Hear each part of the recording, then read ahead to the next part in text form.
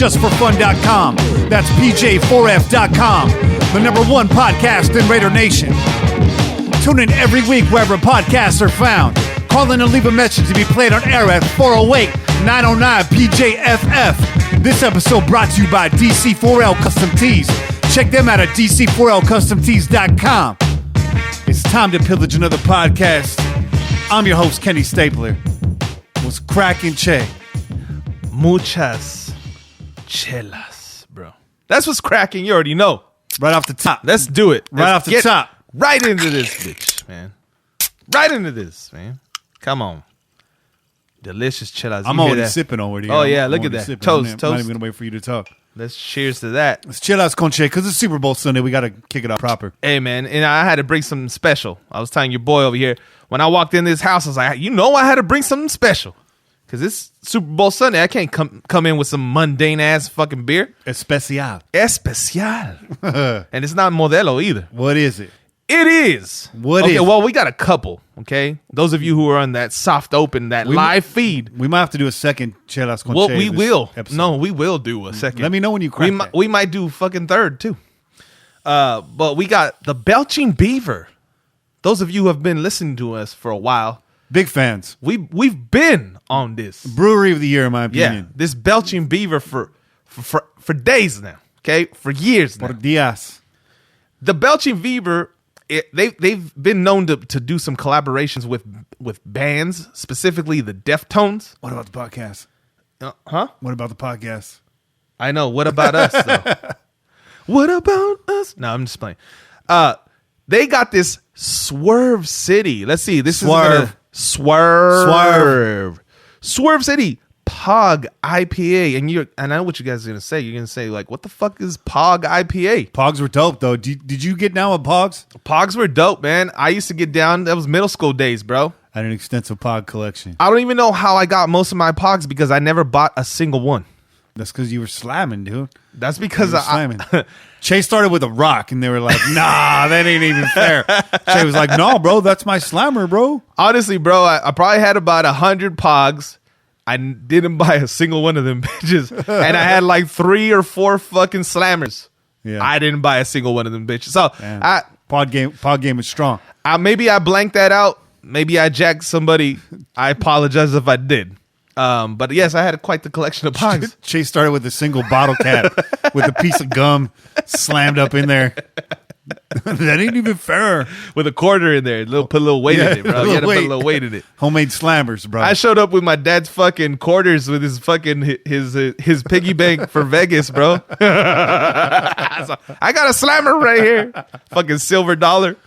Now, let's get back to this beer. That Pogs, that POG. That Pog IPA. Tell them what POG stands for. The POG stands for the juices that go into this bad boy. Juice? And Kenny, you can vouch for me. This bitch is bad. This is a good ass beer. This is a bad bitch. Is that This what a you're trying to bad say? bitch It's right a here. bad bitch. Yes, no, it's a good beer. It's right off the top. Oh. It's good. It's got sweetness that goes along with the sharpness of the hops in there. Oh, yeah. It's really well balanced, but it's not like heavy sweet. It doesn't stay in your tongue. It's just, I think when you first taste it, it's juice forward.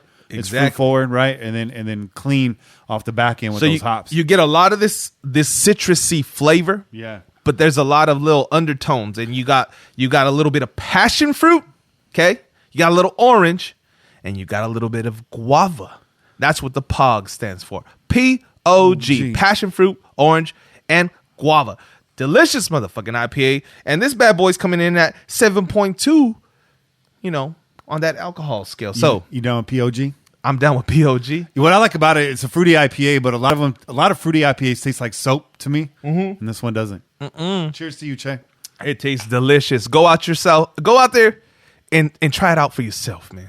Go out there and get you one. Did you say go wash yourself? Go wash yourself. Yeah, I said go out yourself. Go wash yourself. Go out yourself. Go jump in the shower. Wash that dirty muffler before you go out in public and grab yourself one of these. I was talking with Angry on the chat. I'm not the most grammatically correct person in the chat most of the times. This is just another example. I'm going to call you Martine, grammatically incorrect. Oh, Oh, somebody could have used that motherfucker to kick some field goals, right? Yeah, for sure. Oh, shit. So that Super Bowl was a travesty. You said I don't need to trash it because they trashed themselves. They trashed themselves, Yeah. dog. That was a bullshit-ass Super Bowl if I ever seen one. The only motherfuckers that were happy were the fucking New England Patriot fans. Come on now. Back that trash can up. Yeah, back trash that can shit. player of the week is Super Bowl. Throw that whole bitch in there. Yeah. Throw that whole shit, the whole venue in there, too. Commercials is whack, too. That was garbage. And who was the fucking performers? I didn't even watch that. I don't like Super Bowl parties because Super Bowl parties is like 25 people hanging out in the kitchen, never watching the game all season. And then like every 15 minutes you hear, everybody get in here. The commercials are back on. Oh, dog. No, hell no. Not in my family. That's Yeah, not a no. Super Bowl party in No, my family. I'm just saying Super Bowl parties in general. Like, yeah. pretty No, I whack. feel you. Pretty whack. I feel you. I'm just trying to watch the game and eat a bunch of food. Right. And drink a lot of beers. Yeah, not deal with all you momos. Yeah, you momos. Yeah. What do you look like? Yep. Bunch of momos. Bunch of payasos.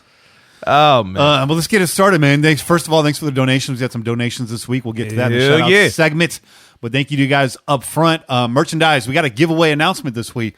We're going to do a hashtag challenge next week. Uh-oh. Yes, return to the hashtag challenge. We're going to give away the T-shirt that I'm wearing. And if you're watching the show right now, you're like, he's just wearing a fucking all-black T-shirt. What's the big deal? Let me show him the T-shirt Yeah, real show him quick. that T-shirt, dog. Stand up a little bit. Give him that. Oh, yeah. For those of you in the know, that's that felonious fan. It's that Felonious fan. And I lost about 5 pounds the last couple weeks. So Oh, there you go. showing that off too, you know. Keto diet is back. It's Yeah, you in know. effect. Got to get ready for the summer, son. That's right. Summer body start. Super Bowl Sunday, apparently. No, but for real, the Felonious fan T-shirt. Dan from DC4L Custom Tees made that about a month back, actually. And we got it in the mail a few weeks ago. We're going to do the giveaway. yeah. So the best hashtag challenge, Pillaging Podcast hashtag challenge next week. It's going to be hashtag Raider, your favorite song. Oh. We'll keep it real easy. Actually, you like know what? that. You I know like what? that. Hold it. That's too easy. Okay. You know I don't like to make it easy on them. Yeah, no. Everybody's seen your 2-minute drill, bro. Speaking of which, Rory Anderson on the 2-minute drill this week, about to get grilled. Your best 80s Raiders 80s song. So give me a Raiders 80s song. there you go. You had to put a little detail into it. Yeah, we'll give you some examples of that at the end of the show. We'll get back to that. Okay. But Felonious fan T-shirt giveaway. This is a dope shirt. Hell yeah. In fact, I just let it out of the bag right now. We were renaming the network, right? We had a few choices out there. I was kind of rooting for Felonious Fan Podcast Network because then it's like we got the built-in logo. Right. I was like, Dan, you got to give me that logo. Right. But we're the Crow's Nest Podcast We Network. are the Crow's Nest Podcast Network. And we ain't mad about it. Not at all. Hell no. And Because where we at right now? soon to be launching the flagship show that network, There the you Crow's go. Nest Podcast, proper. There you go. Real proper. But yeah, tonight's guest, like I mentioned already, Rory Anderson. And other than that, we're drinking beers, hanging out with you guys, and talking Raiders for the next couple hours. All night long. Quick hits. Yeah. Coming in quick. Coming in fast. When you see me drinking, that's when you got to fill. That's Phil what I was Che. doing, dog. Yeah, Phil. That's good. You did good. You did good. Hey, man, I ain't no rookie, bro. I've been here, though. That's it. I know Been what's going on. You've been here for years, rocking your peers. There you go. I got you.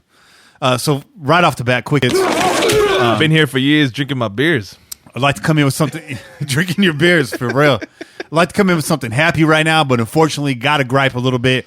Got to rant. Yeah. Tom Flores snubbed for the Hall of Fame. Yeah, fuck you. Fuck you. Yeah, fuck you. That's all I got to say about that. Go ahead. Hey, you kind of stole my thunder, but I'm not really mad. No, bro. Come on, man. Pretty much wrapped it up. Anybody that was involved in that process, fuck you. And All I right? had a feeling something like this was going to go down. You know, it had a momentum this year going into it. It felt like something right was going to happen. Right. And if you're Finally, a Raiders, right. If you're a Raiders fan, you already know you can't trust that feeling. I just got this feeling. So I had a bad feeling that this was going to happen. But Tom Flores, Bad one. in case you guys are listening, and I know there's NFL people listening because a package showed up at my door a few weeks ago that told me that you were. Twice. By the way, we have a new network name. I want to mention Crow's Nest Podcast Network one more time. Tom Flores, I just want to remind you guys, Tom Flores' career highlights. First minority coach in NFL history to win a Super Bowl. That's right. Super Bowl champion as a coach twice with your Raiders. That's right. Super Bowl champion assistant coach once. That's right. With your Raiders. Super Bowl champion player once, with the Chiefs. But still, for Tom Flores, hey, that's a ring. That's right. Playoff record as a coach, 8-3, not too shabby. NFL Coach of the Year, 1982, for your Raiders. That's right. Tom Flores also the first starting quarterback for your Raiders. That's right. Rory, I hope you're listening now. Yeah. Because I'm giving you free answers, bro. Yeah.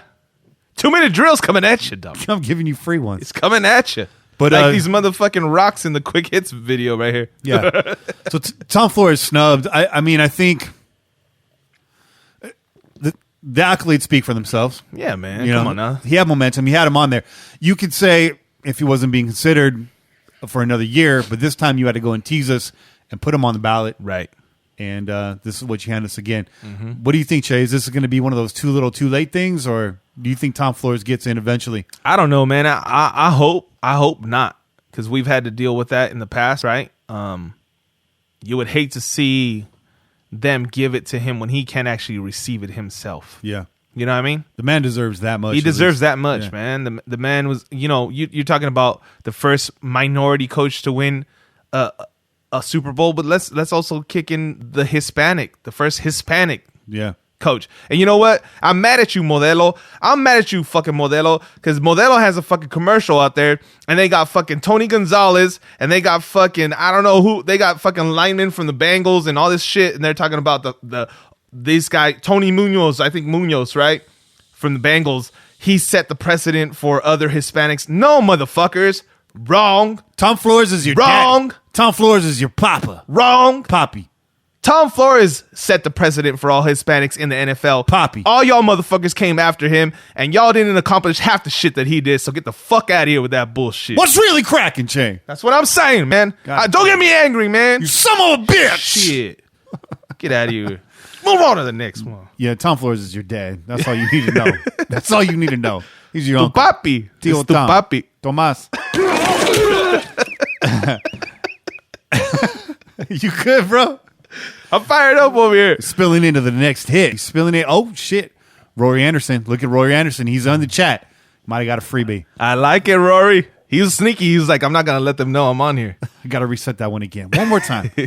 Having a hard time here. Quick hits. NFL currently looking into the feasibility of the Raiders playing where? At Oracle Park. Uh-oh.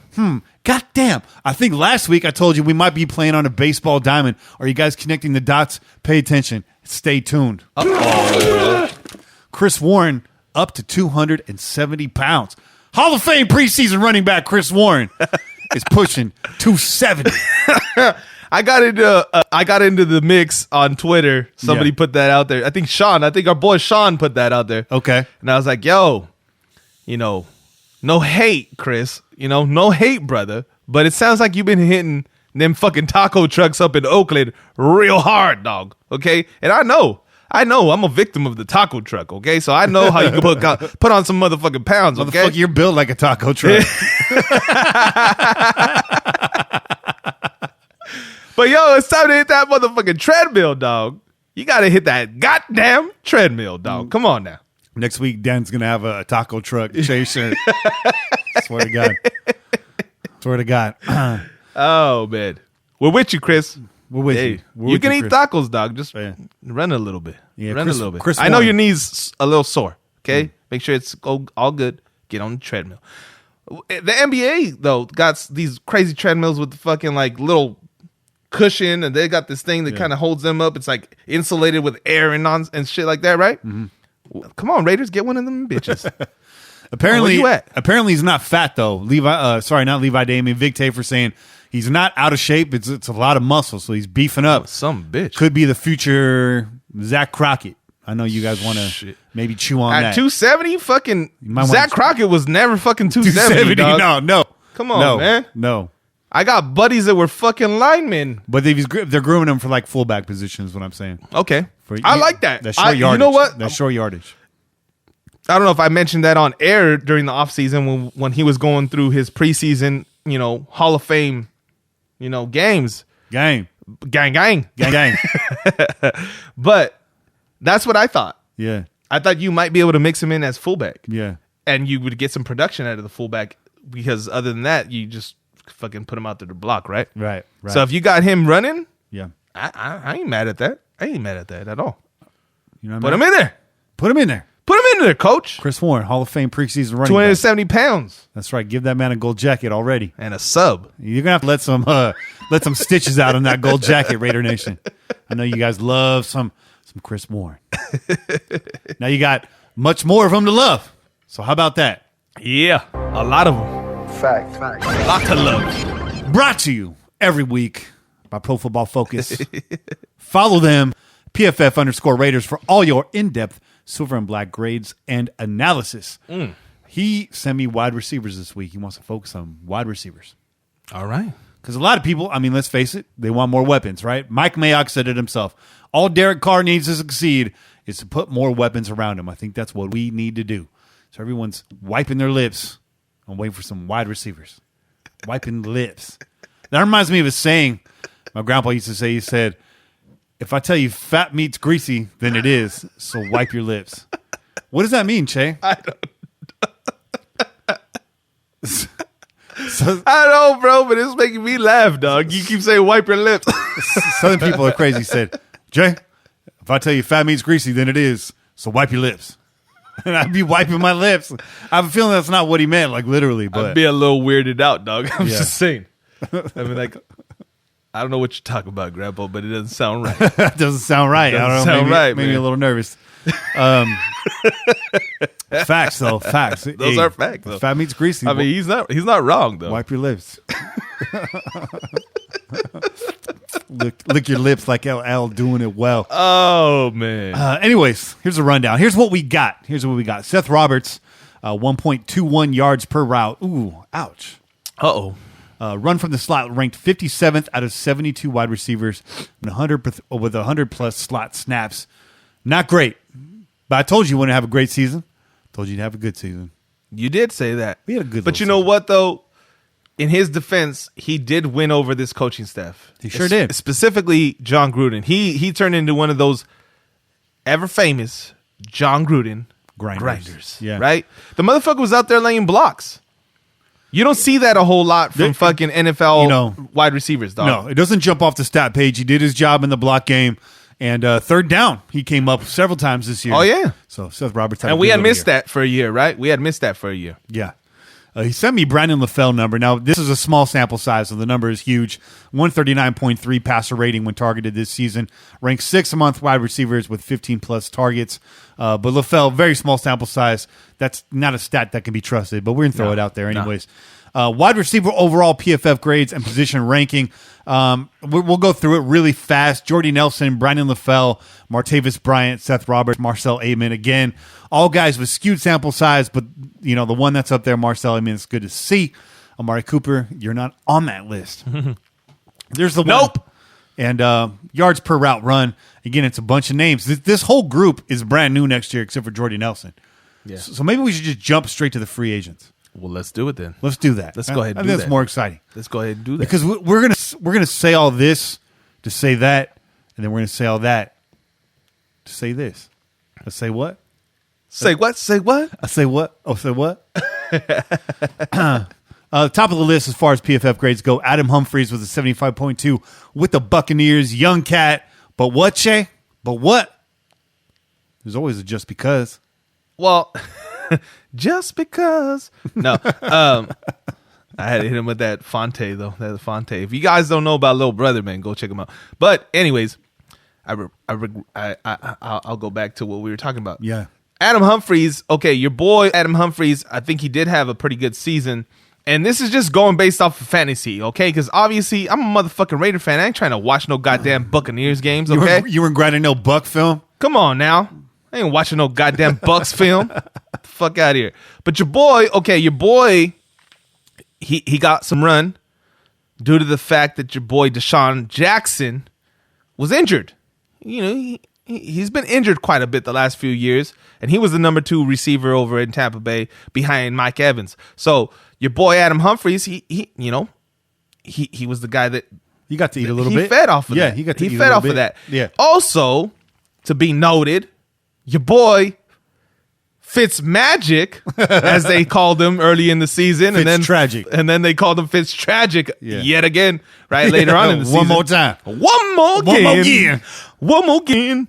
But the motherfucker, he had like a stellar 3 games, right? Yeah.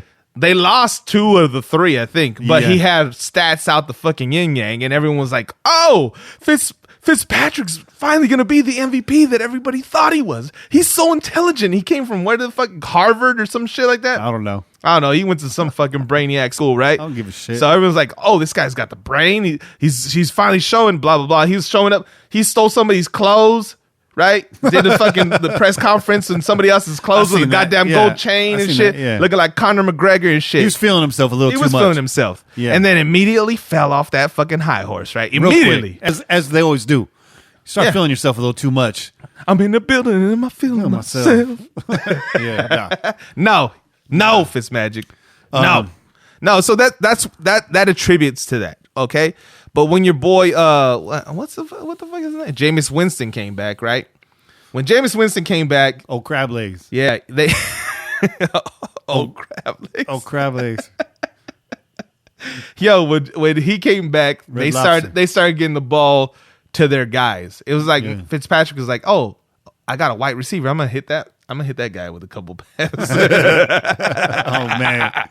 I'm just playing. Don't get mad at me, man. White powder. Hey, tell me. I said powder for the record. I said powder. I got a story about that. That's a commodity, bro. White receiver's a commodity. I got a story about that. Yeah. Dude, this comes from a friend of ours.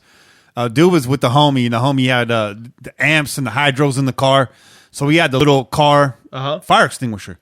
You know what I mean? Mm-hmm. Up underneath the side panel. And they were down in the Ventura County. Okay. And on the street was this tweaker dude, like this white power dude, right? Like tweaker, Aryan Brotherhood, gangster bro. You know what I mean? Shit. Always wearing the no shirt, the cut off jeans. You know what I mean? You know the look. Too many tattoos. You know. He had the look. boots on. He had boots on. Yeah, dude was tweaking and talking shit. You know. And they were like, "Hey, come over here. You know, come over." They're fuck you. And then the guy came over the car, he all fucking amped up, ready to go. You hit him with that fire extinguisher, that powder that comes out of it. And he's yelling at him, "White powder! White powder!" The dude was tripping. Yeah, he got him. Oh, they got him, dog. I don't know how we got here. I don't know either, but we got here. I ain't mad at it. Let's just back to the list. Fact. Yeah. Fact. Back to the list. Just a few names that jump off this list we were talking about earlier. Just off the top of the list, Bruce Ellington, Devin Funchess, Golden Tate, Cole Beasley. All names at top with the PFF grades. All names you will not see in silver and black next year. Why is that, Che? Why is one of these guys not going to fix this squad this year? I'll just say, if you see one of these names on the Raiders next year, it's just them throwing another veteran body in that wide receiver core. Right. Well, listen. Here's the other thing, right? So you run off the top of that fucking wide receiver list. The first 3 names, okay? Adam Humphries, Cole Beasley, Golden Tate. They're all basically the same motherfucking receiver, okay? They're all undersized receivers, slot receivers. Granted, they've done their thing, okay? They put up numbers and they've got a good rating. Yeah. But everybody after the Senior Bowl, who were you guys talking about? Go ahead, take a minute. If you guys watched it, who were you guys talking about? We talked about that motherfucker last week. So if you guys don't know who I'm talking about, shame on you. Shame on you. There you go. Andy. Isabella. Okay. And who do you think if we drafted Isabella? Isabella. If our goal is to draft that guy somewhere in the second round, doesn't he serve the same purpose that these veterans would? Isabella. And Isabella, by the way, would mean that that it's beautiful. He is beautiful. Andy is beautiful. It's a beautiful thing. Huh? I'm fucking around. I don't know. Yeah, these guys are slot wide receivers. These guys are 3s and 4s. I feel like on this squad, what do you got those guys? You got Amen's going to be a project. You got Seth Roberts going to be around for at least one more year. The Raiders are going to go out and draft their number 2 wide receiver this year. Jordy Nelson's going to stick it out for one more season. You got to, he's here. We know for a fact one more season, but don't see him much more past that. They're going to draft the number 2. Hopefully that guy becomes the number 1. Stick around, see what happens in free agency next year, or keep dipping into the draft. Who says we only draft one wide receiver this year? So this is true. This is true. There's a lot of wide receivers out there, right? Yeah. And you never know how they fall, right? We've seen the draft.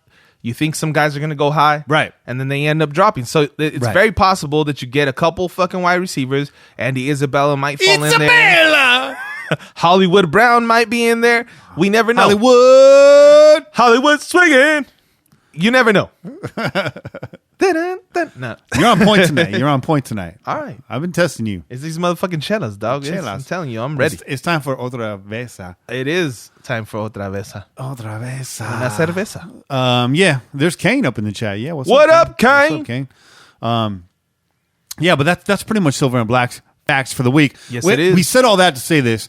There's a lot of guys out there, a lot of names. Nobody's jumping off the page. If we sign one of them, it's just a dude to come in, compete for number 2, possibly veteran dude to have in camp, another body. I don't know. I think they go young, and it's just, disregard that segment, basically. But it's not a throwaway. It's a throwaway, but it proves a point. Right. If I'm saying anything. I don't know. I mean, we're saying a lot. With this. I don't know if we're saying anything. It's a bad. It's a pillow. It's a pillow. It's a beautiful thing. Anyways, Silver and Black facts. Should we take a break here and then get Rory on the air? Let's take a little break. All right, let's take a little break so we can get into this other chilla. We'll see you guys on the other side. Peace.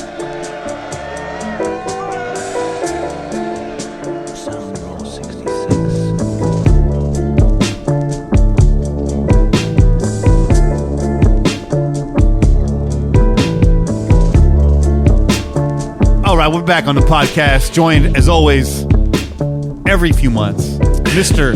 Rory Anderson. Oh yeah, Mr. Holistic Pickle, Mr. Grand Theft Auto, Mr. 5-star rating, Mr. Punch a Hooker and get my money back. Wait a minute, might have went too far with that one. Mr. Bazooka, Mr. calling the show from the fucking drive-through. Yeah, absolutely. We'll try to avoid it this time. Minimal sirens would be nice. We'd like to have a stress-free podcast. How much caffeine are you jacked up on right now, Rory? Caffeine, definitely not. I've been a negative on caffeine. It's been a while since I've had any. Well, I did have an energy drink today, but I'm like 6 Micheladas in, so yeah. I would say the anti-caffeine. And the irony of it is, unless we're going to say Clamato is caffeine. I mean, Clamato has like it has the ocean caffeine in it. That's that ocean, that all natural ocean caffeine. That saltwater caffeine. If anything, that's an aphrodisiac, man. You might need to go find your lady right now. Oh shit! Well, after this, you know where I'm heading. They told me oysters were a great aphrodisiac, and I tried it, but they kept slipping off. That's terrible, man. Terrible. Terrible. That's terrible. I don't even have a response to that other than it's terrible.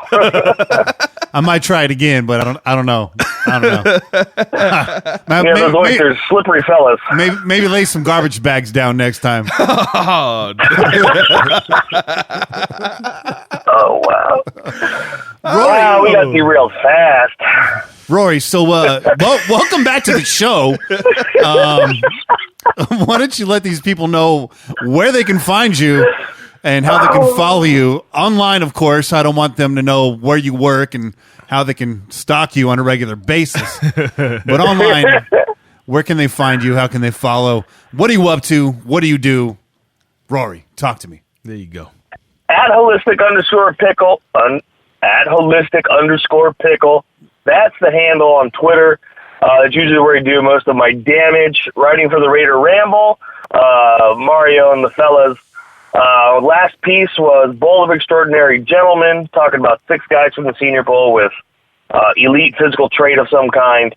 I know Mario's got a plan for the off season be very targeted, specific, put stuff out on a good basis. So, watch the Raider Ramble going into the off season. I think it's going to have a lot of good stuff, and they got a good plan going forward. So, probably see me buzzing around there with something up every couple of weeks. We love having the Ramblers on. We've been going through a run of Ramblers the last few weeks.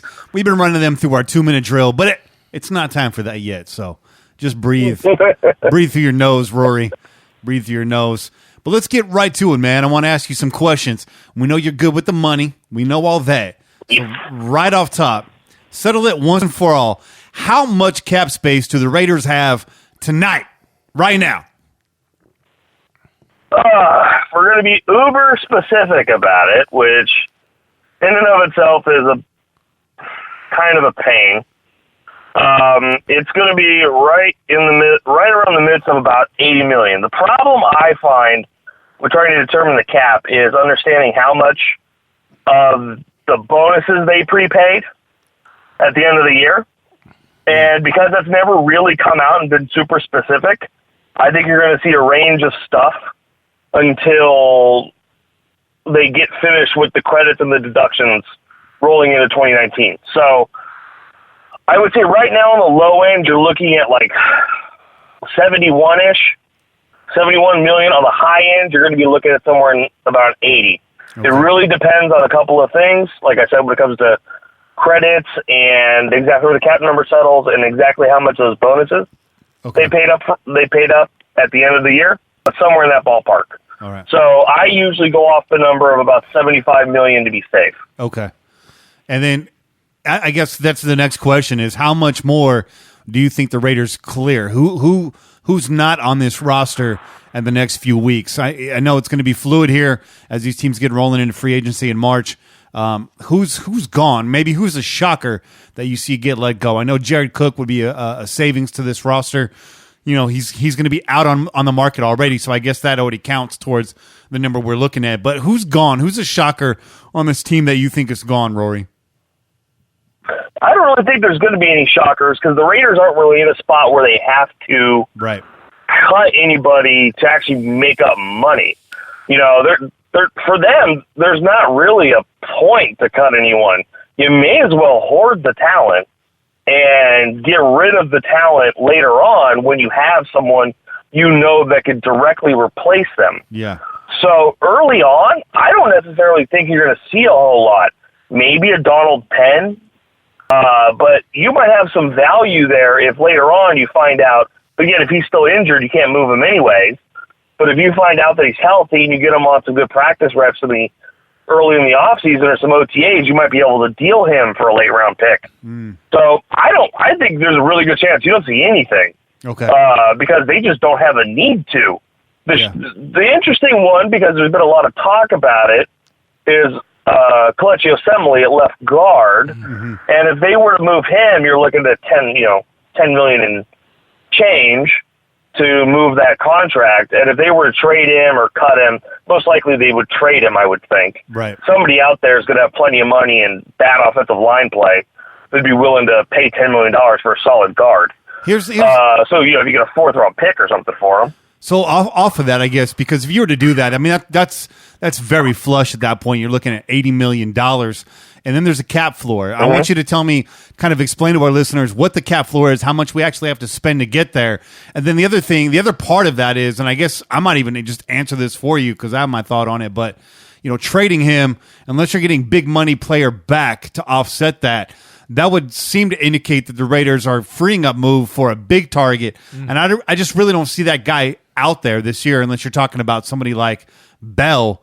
I don't know what the point is in doing something like that, but at the very least, explain the cap floor to our listeners, because I know I've been saying I don't think the Raiders are going to be big spenders. I don't see a giant splashy move coming to this roster, and they're like, oh, they got to hit the cap floor, though. But what does that mean? Can you explain that a little bit?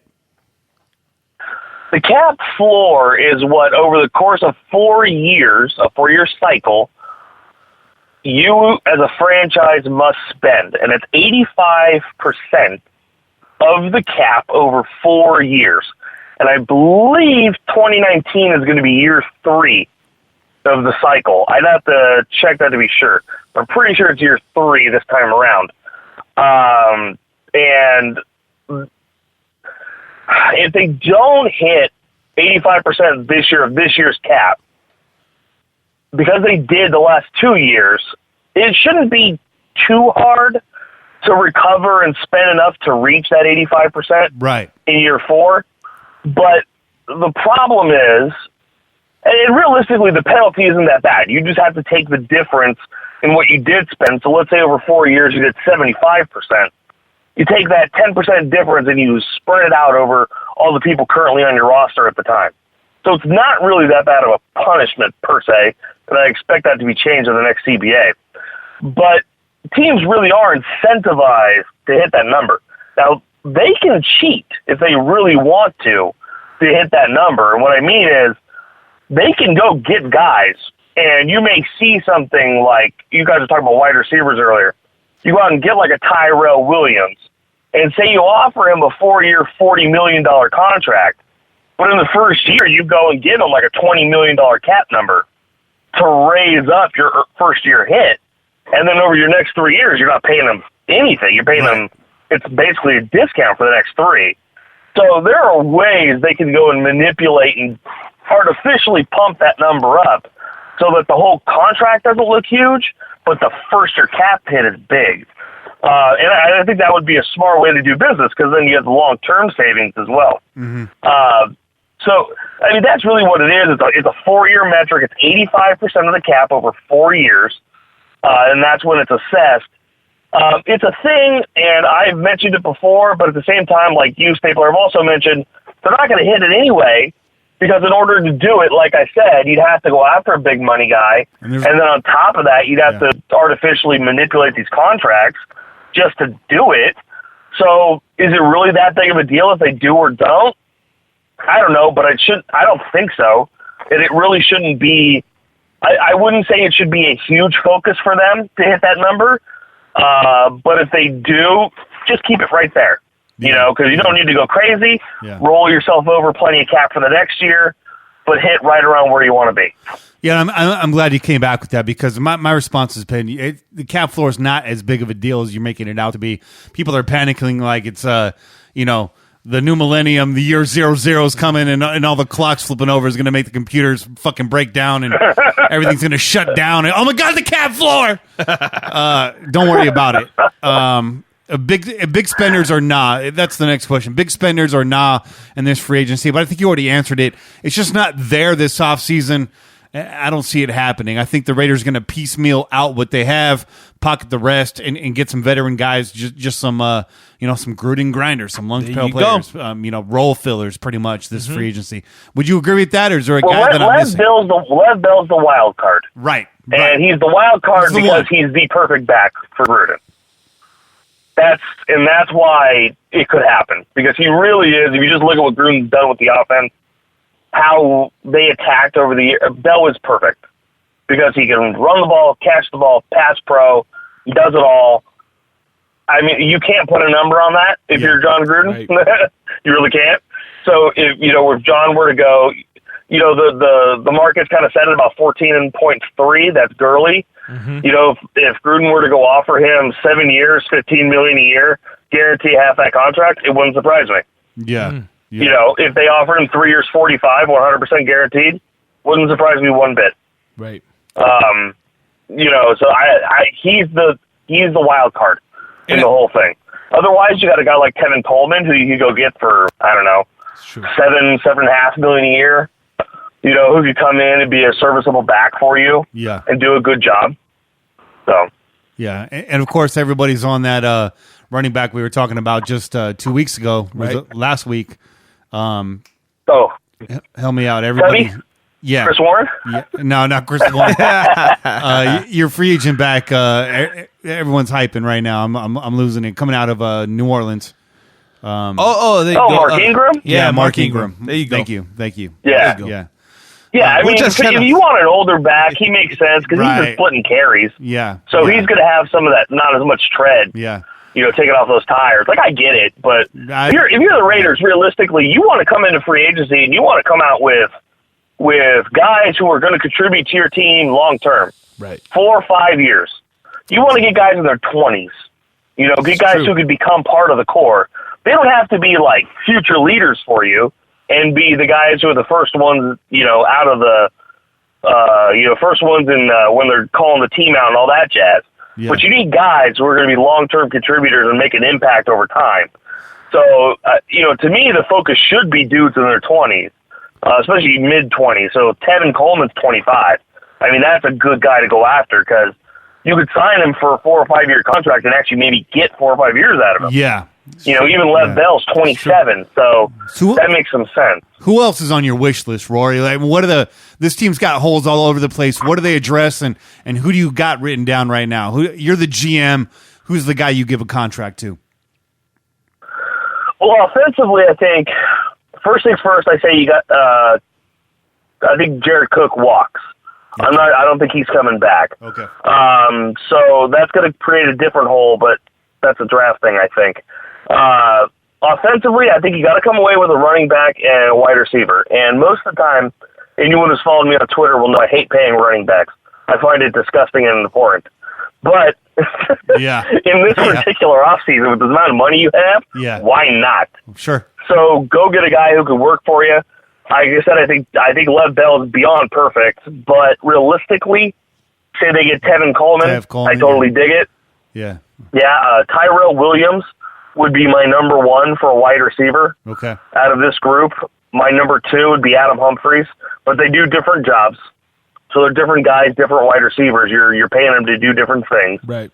The two difference makers I think you could find potentially are going to be on defense. And I find it very unlikely either one of these guys hits free agency, but of the big-time defensive linemen who can hit free agency, these two have the best chance, and that's Trey Flowers from New England and Grady Jarrett from Atlanta. Okay. Those are your two most likely, and that's because both of those teams are a little bit tighter on the cap. They're 10 to 18 million, and they don't necessarily have a lot of guys that they could cut to create space. Could they do it and tag those guys? Absolutely. So I wouldn't hope for either of them. So now, but it's possible. I'm hearing sirens real quick. Yeah, you must have hit them 5 stars, bro. No, that sounds like a Dude, 2-star. bro, I don't even know. Who'd you murder in the process of doing this interview, bro? I don't know. It's got to be because I mentioned a Patriot, and then all of a sudden, just all hell broke loose. And then launched a rocket launcher into a building. Yeah. It's like, how dare you speak about a flying elephant? How dare you? So yeah, I don't know. It's unreal every time. It's crazy.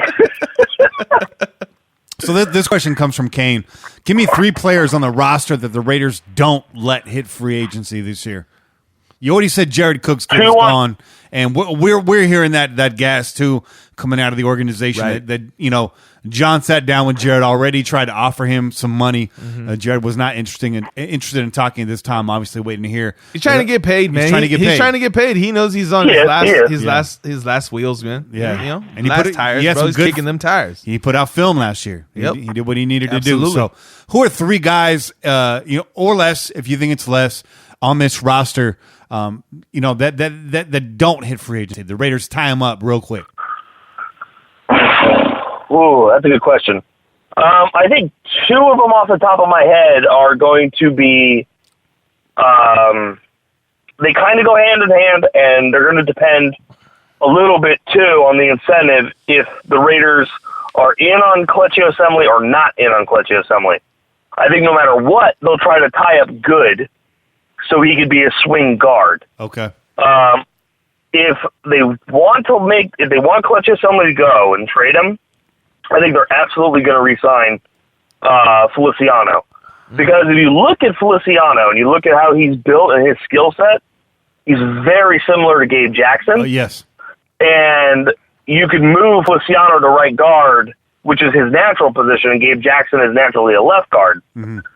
So there's a lot of sense there to me to bring back Feliciano if KO is going to go out the door. And again, he's going to be in his 20s, so it makes a lot of sense to extend him. He was drafted as a Raider, and you're going to be able to get him for less than $10 million. So right. You could probably pay him Gabe Jackson money, and Gabe Jackson's cap at this year is like $7 million. So, that's probably what you're looking at for a guy like Feliciano. And again, it really depends how they feel about KO. The rest of the guys that I would be worried about hitting free agency, realistically, are restricted free agents. You look at Harris, the safety. I think he's an exclusive rights free agent because he's only had 1 year in the bigs, maybe 2 full years, I think. But Richard's a restricted free agent. Mm-hmm. So all those guys, Morrow's not going to hit because he's a restricted free agent. Worley's going to be a restricted free agent. So there's really not that many guys who I'm looking at who are going to be free agents that I think they're really going to scramble to make sure they don't hit free agency. I mean, I'll say it flat out. I don't think Marshawn Lynch is a priority for them. I think Marshawn hampered the offense early on. People are going to partially hate what I'm about to say. He was fun to watch, and in those really bad games early in the year, he was the only guy doing anything. So it was very engaging. But I don't think he helped the offense simply by the way the offense functioned. You saw when Doug Martin came in, who was a little more versatile, especially in the pass game, actually kind of threatened there. You saw how the offense started to click a little bit more and have, kind of find its mojo once in a while. So I don't think he's going to be a priority either, frankly. And some people are going to hate me for it. Oh. I don't think Marshawn's back either way. I really don't. I mean, and they're not playing in Oakland. I don't see Marshawn playing another year. I think he's got his hooks in a few things now outside of football, and he's going to ride off into the sunset. I really do. He's got his own league coming up, right? Yeah, that too. Yeah, and he just opened a restaurant. I mean, I just saw the thing that he put out today where he's sponsoring to put out jerseys for schools who don't have the funds for it. I mean, that dude does so much fantastic charity work, and he's done a great job about finding companies to help push a message and do a lot of good in the community. It's almost like he's getting to a point now where why do you want to go back and play football other than simply because you love it and don't mind beating your body up? Right. So this next question here from Che. Che wants to know if you could turn back time. If you could turn back time. If you can find a way. Oh, God. Cops are going to come get it for us. Where'd those cops go? If you could turn back time, what 2018 free agent would you put back on this team, and what impact would they have? And did you meant any free agent that was out there or that we lost? No, the free agents that we lost, bro. That we lost specifically. Denico Autry. 2018 free... Man, now I got to go back and remember the 2018 free agents that we lost. I believe Denico Autry is in that list. Yeah, your boy over here. Yeah. He was all about Denico. If I were to pick one, that's probably the guy. Because you really find out now, I mean, I thought Denico Autry was bigger, like in the 290s. He was playing at like 270 this year for Indianapolis. He really would have fit the profile for Paul Gunther for a strong side defensive end. Especially in the wake of Khalil Mack not being there. Right. But again, it would have been so hard for them to keep, they spent like $25-30 million on a bunch of old players, so I don't know. I'd have to go back and really rework the numbers to see if, it was plausible. But yeah, no, I think Denico Autry probably would have been the one that would have been the best to keep around in retrospect. He's the one that got away, though. He's the one that got away. Yeah. Yeah. And, the thinking had to be, too, that Fadal Brown could come in and do a lot of what he did. Right. Yeah. And Fadal had some really good moments and everything, but the year before, but he had a couple of brain farts in that one game, and that dude was gone faster than Nobi Melifano. Real fast. Fadal Brown's a false start machine. I told you already. Rory, you know what? It's about that time. Oh, no. If Rory could turn back time, he would never have agreed to do it. He would find a way out of this motherfucking 2-minute drill. Trivia, lovely. We know you're a big trivia buff, Rory. You're a self-touted trivia expert. Yeah, exactly. No, I'll brag about myself in a lot of other respects, not in that one. Yeah. No, you don't. I'm being sarcastic. But it's time to run through the 2-minute drill. Sarcasm. If you haven't heard this, and if you're just tuning in for the first time, this is a moment on our show. Rory, you get longer than 2 minutes. Yeah. That's just the name of the segment. You got 20 questions, 10 of which are Raiders questions, 6 of which should be right in your wheelhouse, and the other 4, well, God help you.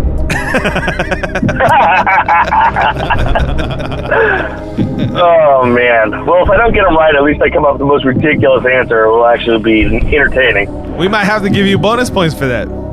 We might have to give you a bonus point for that. This is the quiz show that killed John Lennon. Are you ready? Let's do it. All right, this first question, this is one of my favorite ones. We haven't popped it out yet.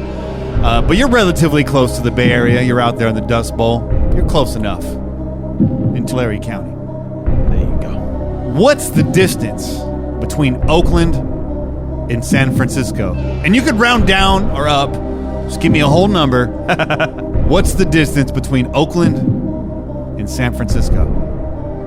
Are we talking about as the crow flies or road distance? As a crow flies, motherfucker.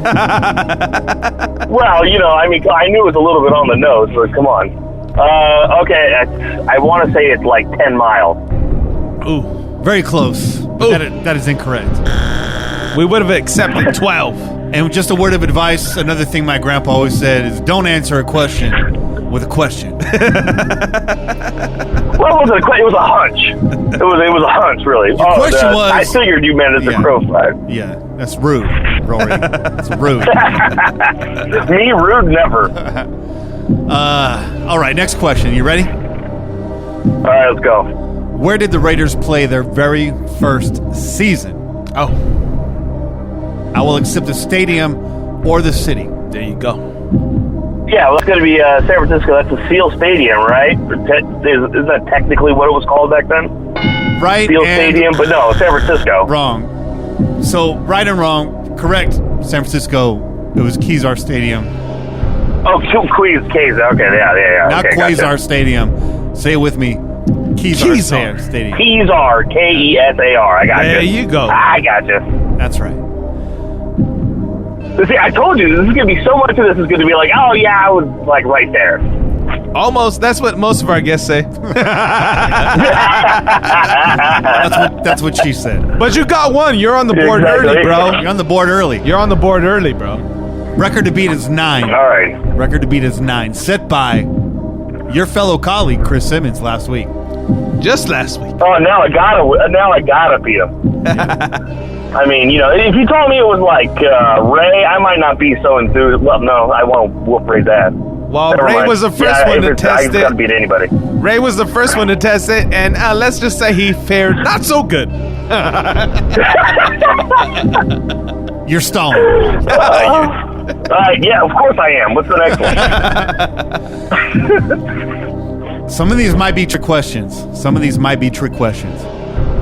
In what round, in which specific round, whole numbers, did the Raiders draft Steve Wisniewski?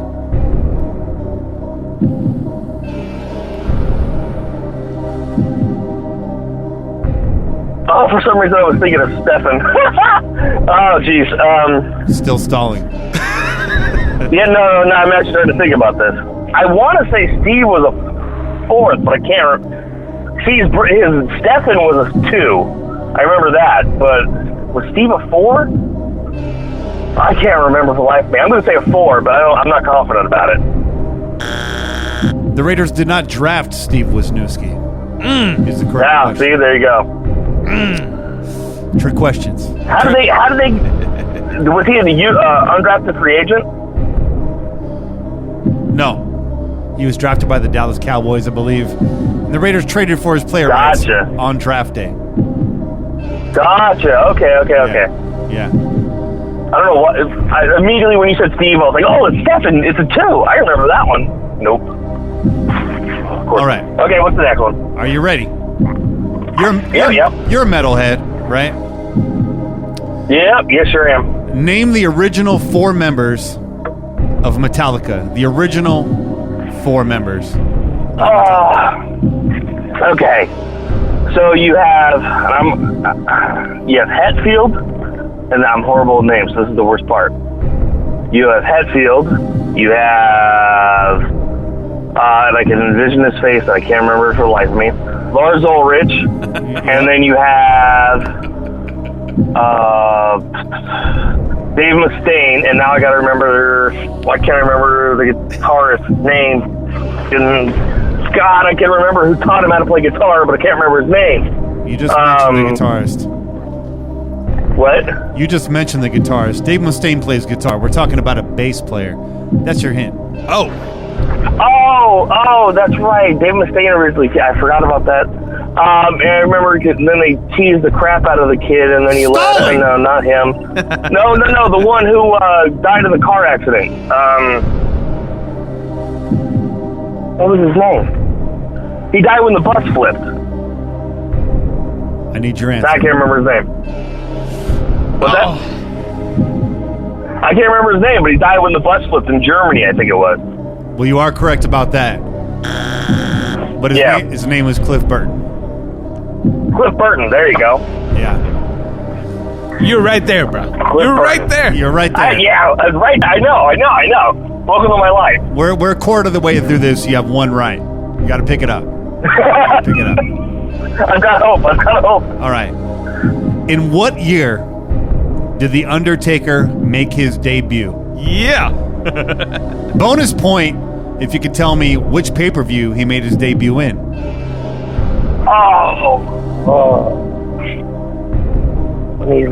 He left WCW as... I'm going to say it was 1994. It was probably an In Your House pay-per-view, but it was 1994. It was incorrect on both fronts. It was 1990, and the pay-per-view 1990, the pay-per-view was Survivor Series. Oh, what Survivor Series? Yep. Yeah, go figure. Next question.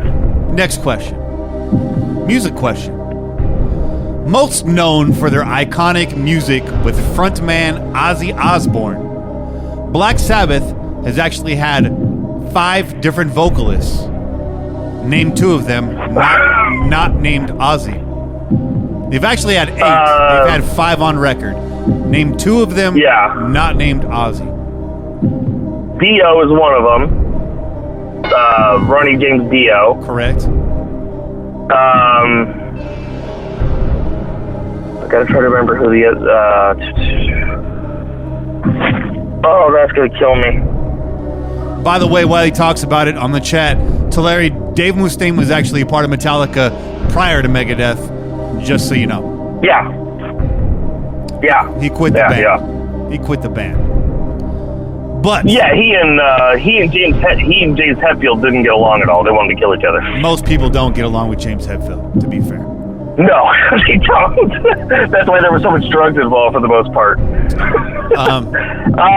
Ronnie James Dio and... Just gotta give me one more. Give me one. Who's the guy from... I keep wanting to say the guy from Iron Maiden, but I don't think he did.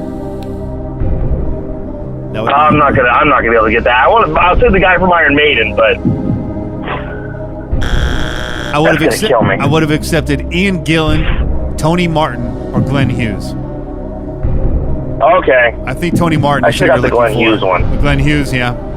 Tony Martin on the Born Again album. All of those guys, with the exception of Dio, I'm not a big fan. I think Dio actually pushes Ozzy, and that's a controversial statement. That's a hot take. But I'm a big fan. Yeah, it's a style thing. Dio's got that almost opera sound to it where he really belts it out and he hits like all those different levels. It's pretty epic, but Ozzy was always the right voice for that band. Nobody could get that gargly sound that you needed for that dirty Black Sabbath, You're stalling. Of course, keep going. Of course I'm stalling. The Raiders have tallied 13 wins just twice in team history, and that's a team high. Give me one of the years in which they did. Bonus point for both. Second chance at a bonus point here. This is also a test if you're listening to our show, Rory. Because this is just on not regularly. Week. This was just on last week. I probably catch like every other week. I'm gonna say no, because that was the division in that year. That was the divisional. 13-3, 13-3. I think one of them was the strike. No, because it was 13-3. Couldn't have been a strike shortened year. The record had to be 13-3, or was it 13 wins? 13 wins. So one of them's the strike shortened year. I know that, which was 82. Is that your final answer? 82 strike shortened year. I'm going to go with it, but I'm going to say it's one of them is the strike shortened year, and it's 82, and I think the other one is 76. His first guess was incorrect, but his second one was right. Did we give him the point? Yes. Sorry. Let's give him the point. So I got 76, Sorry, but I didn't get the... What was the... Correct. What was the other one? 1967. Oh, 67, really? I thought... Because I remember that strike short... Well, I don't remember the strike shortened year. It was before me. But that was a crazy good team, and they were on fire and lost in the first round of the playoffs. Correct. There you go. So. 67 and 76. They reversed themselves, man. That's how you remember that one. That's how it's it. It's easy to remember. All right, here we go. Right back in your wheelhouse. I'll forget in 5 minutes. Right back in your wheelhouse. Which of these alternative rock bands got their start as a metal band? Was it Incubus? Was it Weezer? Was it Soundgarden? Or was it Sublime? That's either going to be Incubus or Soundgarden. Besides the fact I'm not a fan of either one of those bands, I'll go with Incubus just because the bizarre relationship you could eventually track back to Davis, the lead singer of Korn. I'll say Incubus. That is incorrect. Correct answer is Weezer. Weezer? I didn't see that one coming. Who actually went by the name Avant-Garde. Of course he didn't see it coming. A little French Rory. there. This is the 2-minute drill, Rory. What do you think is happening over here, dog? Come on now. Here's What, the layup. like, it actually happens in 2 minutes? That's not going to happen. Here's the 20 layup. questions in 2 minutes. You guys are crazy. Here's a layup. It's more like 20. Here's a layup. This is an easy one. Easy one. And And I'll screw it up, but go for it. in what year was the Oakland Raiders franchise founded?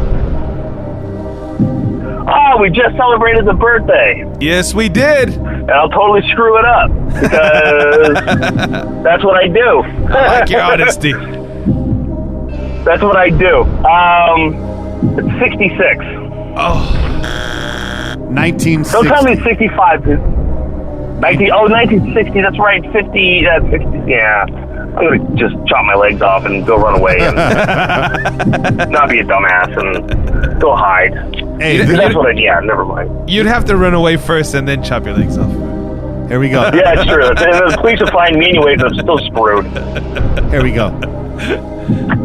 Next question. Kurt Angle made his debut in 1999. Uh-oh. In which pay-per-view did this WWE superstar make his first appearance? Oh, shit. It was one of the big ones. Don't break your neck trying to answer this. Was it the Royal Rumble? That is incorrect. You tell me Survivor Series, I'm going to be pissed. The correct answer was Survivor Series. Damn it!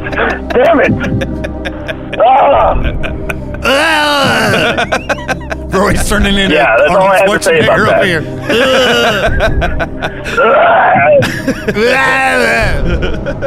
Get down. Like the kind of stuff I do with my son. Because he's 2, and that's what he likes. By the way, Rory, that question is on the show every week. Shame on you. Thought you were my friend. Next question. True or false? The Raiders have always worn silver and black. True or false? So this comes back to, did they technically ever wear gold? Right? Because the emblem Never originally had gold answer a in question it. With a question. No, I'm thinking out loud. I'm thinking out loud. You're Because stalling. again, this is one of those where like I feel like I know the answer, and I'm going to say no. So technically, I do believe they had gold in the uniform, but I'm probably wrong because all my instincts have been wrong so far. Did Rory just answer no to a true or false question? Yeah. Sure. Yeah. So.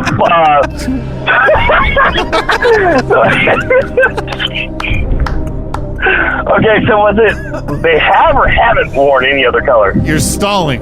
True or false? I know, I forget. The Raiders Okay. have always... True or false? The Raiders have always worn silver and black. I'll say false. I do believe they had gold in there for a tick. That is correct. You are correct, sir. Yeah. The correct Okay. answer was false. False. Yes. No. Who were the... It's Super Bowl Sunday, Rory. We didn't even talk about it. Super Bowl Sunday. Yeah, don't remind me, please. Who were the first 2 teams to play in Super Bowl number 1? Oh. That was Green Bay and the Chiefs. That is correct. That is absolutely correct. Yes. And the Chiefs still haven't won one. That is correct. Yeah, that is correct, sir. Yes. Next question. I got something right. Featured in a commercial this afternoon, actually, Bo Jackson is known for ripping off one of the longest runs in Raider history against the Seattle Seahawks and then dipped off into the locker room. Yeah, you did. How long was that run, Rory? Gotta be kidding me. No, we're not. We're not. We're You're not. I know. That's the Serious. crappiest part about it. You think You're this not. is a joke? You think this is a goddamn joke? Pillaging Podcast ain't no joke. I ain't no joke. I want to say it was 88 yards. That is incorrect. Correct answer is 93. 93. 93. 5 short, bro. You were 5 short. It's right there. How many But tables? now, who recently had who broke that? Who had the 99-yarder for the Raiders that broke that? Well, Terrell Pryor. Was that has TMC? Terrell Pryor. Has the Oh, longest. Terrell Pryor. That was the one. Okay, yeah. Terrell Pryor has 91. No, he has the longest in history. I know. Longest in history. How many tablespoons does it take to make a quarter cup? Tablespoons to make a quarter cup. 12. Oh, Is that your final answer? No. Yes.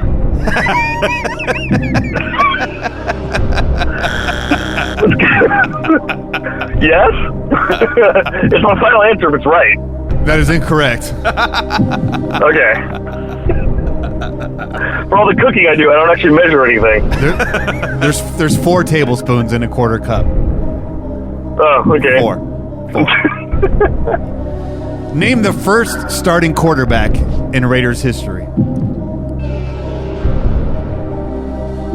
come on, Rory. This is gonna kill me because I know this answer, and it's gonna kill me because I'm gonna screw it up. You could do it, damn it. I know. Oh, you got it.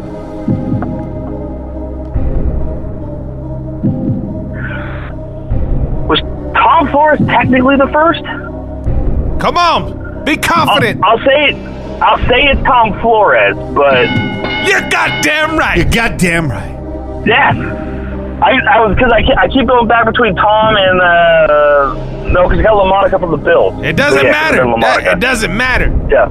Don't think about the other one. You got it right. And now you made me think about how much travesty it is that he's not in the Hall of Fame. Exactly. Thank you for reminding me. There's a reason why that question was in there. Come on now. Just to run this back real quick. Right now, you got 5 right, Rory. Oh. Okay. And you got 5 left. Of course. You got a chance to set that new high score. Yeah. Do you want to take a side bet right here, okay. Chick? A side bet. A side bet. What's on the line? You think Rory can run the table? No. Yeah, I was going to say, please don't put any faith in me. For the love of God, don't do it. Yeah, no. All right. Right back up in your wheelhouse. Mr. Fuji is a member of the WWE Hall of Fame. Formerly WWF. He also starred in a Bond film. Oh. Which one?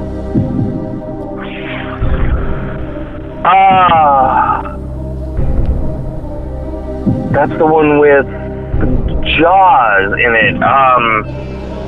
Because he threw the hat, I believe. What is the name of that Bond film? Is that one Octopussy? Never answer a question. Quit patronizing me, damn it. I'll say it. It was good advice. No, I think it's Man with the Golden Gun. Man with the Golden Gun. Oh. That is incorrect. Correct answer is Goldfinger. You had the gold part correct. Oh, Goldfinger. Stop saying Octopussy on my podcast. Octopus. What? It was a move. If you answer Octopussy on this next question, you're never coming on the show again. Is that Octomom's porn name? We're moving forward. True or false? True or false? True or false? True or false? Wide receiver Tim Brown is the only man in Raider history to score on a run, a reception, a kickoff return, and a punt return. True or false?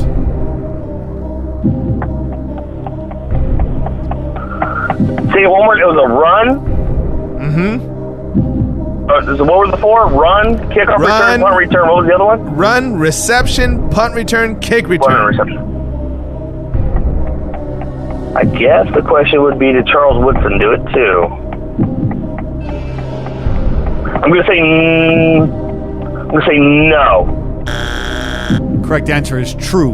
Why are you bringing other players into this, Rory? You're overthinking. Because I thought Charles Woodson probably did it.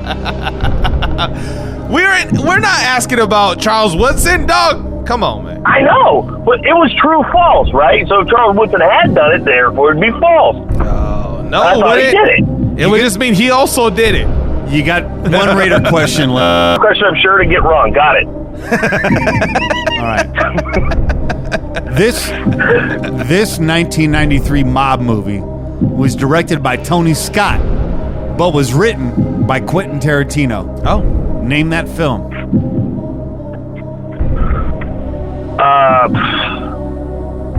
No, because that one was directed by it.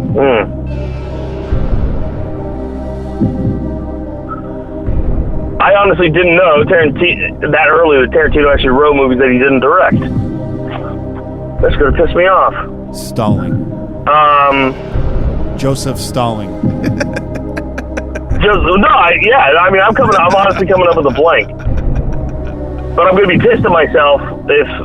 No, he didn't write Goodfellas. Throw something out there, damn it. Do you need a tip? Do you want to use your tip? Do you want to use your hint right now? Sure, go for it. I'll still fuck it up. Just go for it. This movie also starred James Gandolfini. Oh.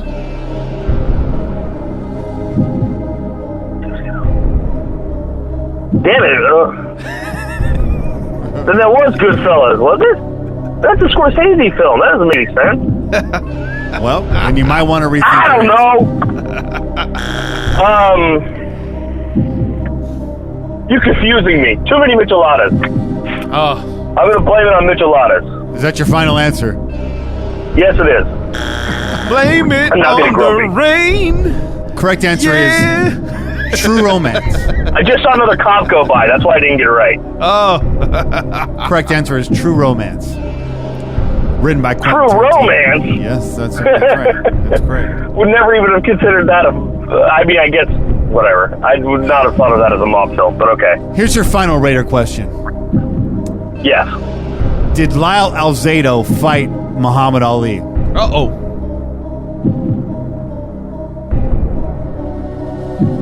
No, I thought that, no. That is incorrect. Or did he spar with him? He sparred with him, didn't he? He did fight Muhammad Ali in Mile High Stadium in 1979. Oh, and then, yeah, whatever. I knew he was freaking nuts, but I didn't realize he was that nuts. I mean, that would explain why he was so punch drunk. Pretty crazy. Hey. Yes, he's out off the freaking wall. Are you a science guy, Rory? Do you know science? Well, for political reasons, people tell me I don't, but let's go with it. This is your final question. Okay. Bill Nye, the science guy. What color? Oh, God. What color is a perfect mirror? Uh-oh. What color is a perfect mirror? Uh-oh. Tricky. Pick a color. Any color. Think about colors and their reflective properties.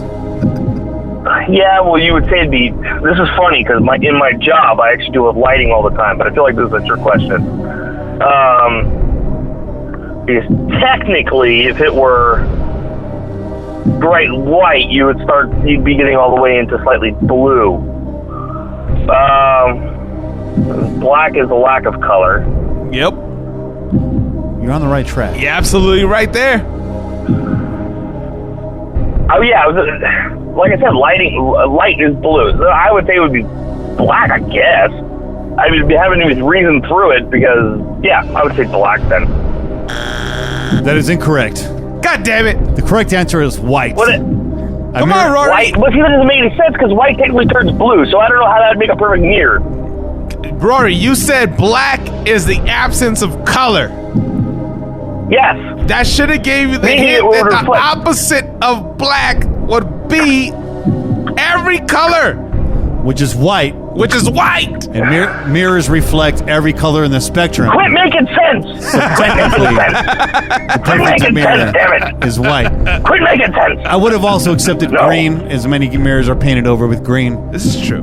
But white would be the perfect, I had no idea about that. The perfect mirror. That is the perfect mirror. Where you get confused is all surfaces have different reflective properties. Therefore, a white T-shirt will not show you your girlfriend's face when she's staring at you. Which might be kind of cool. Rory.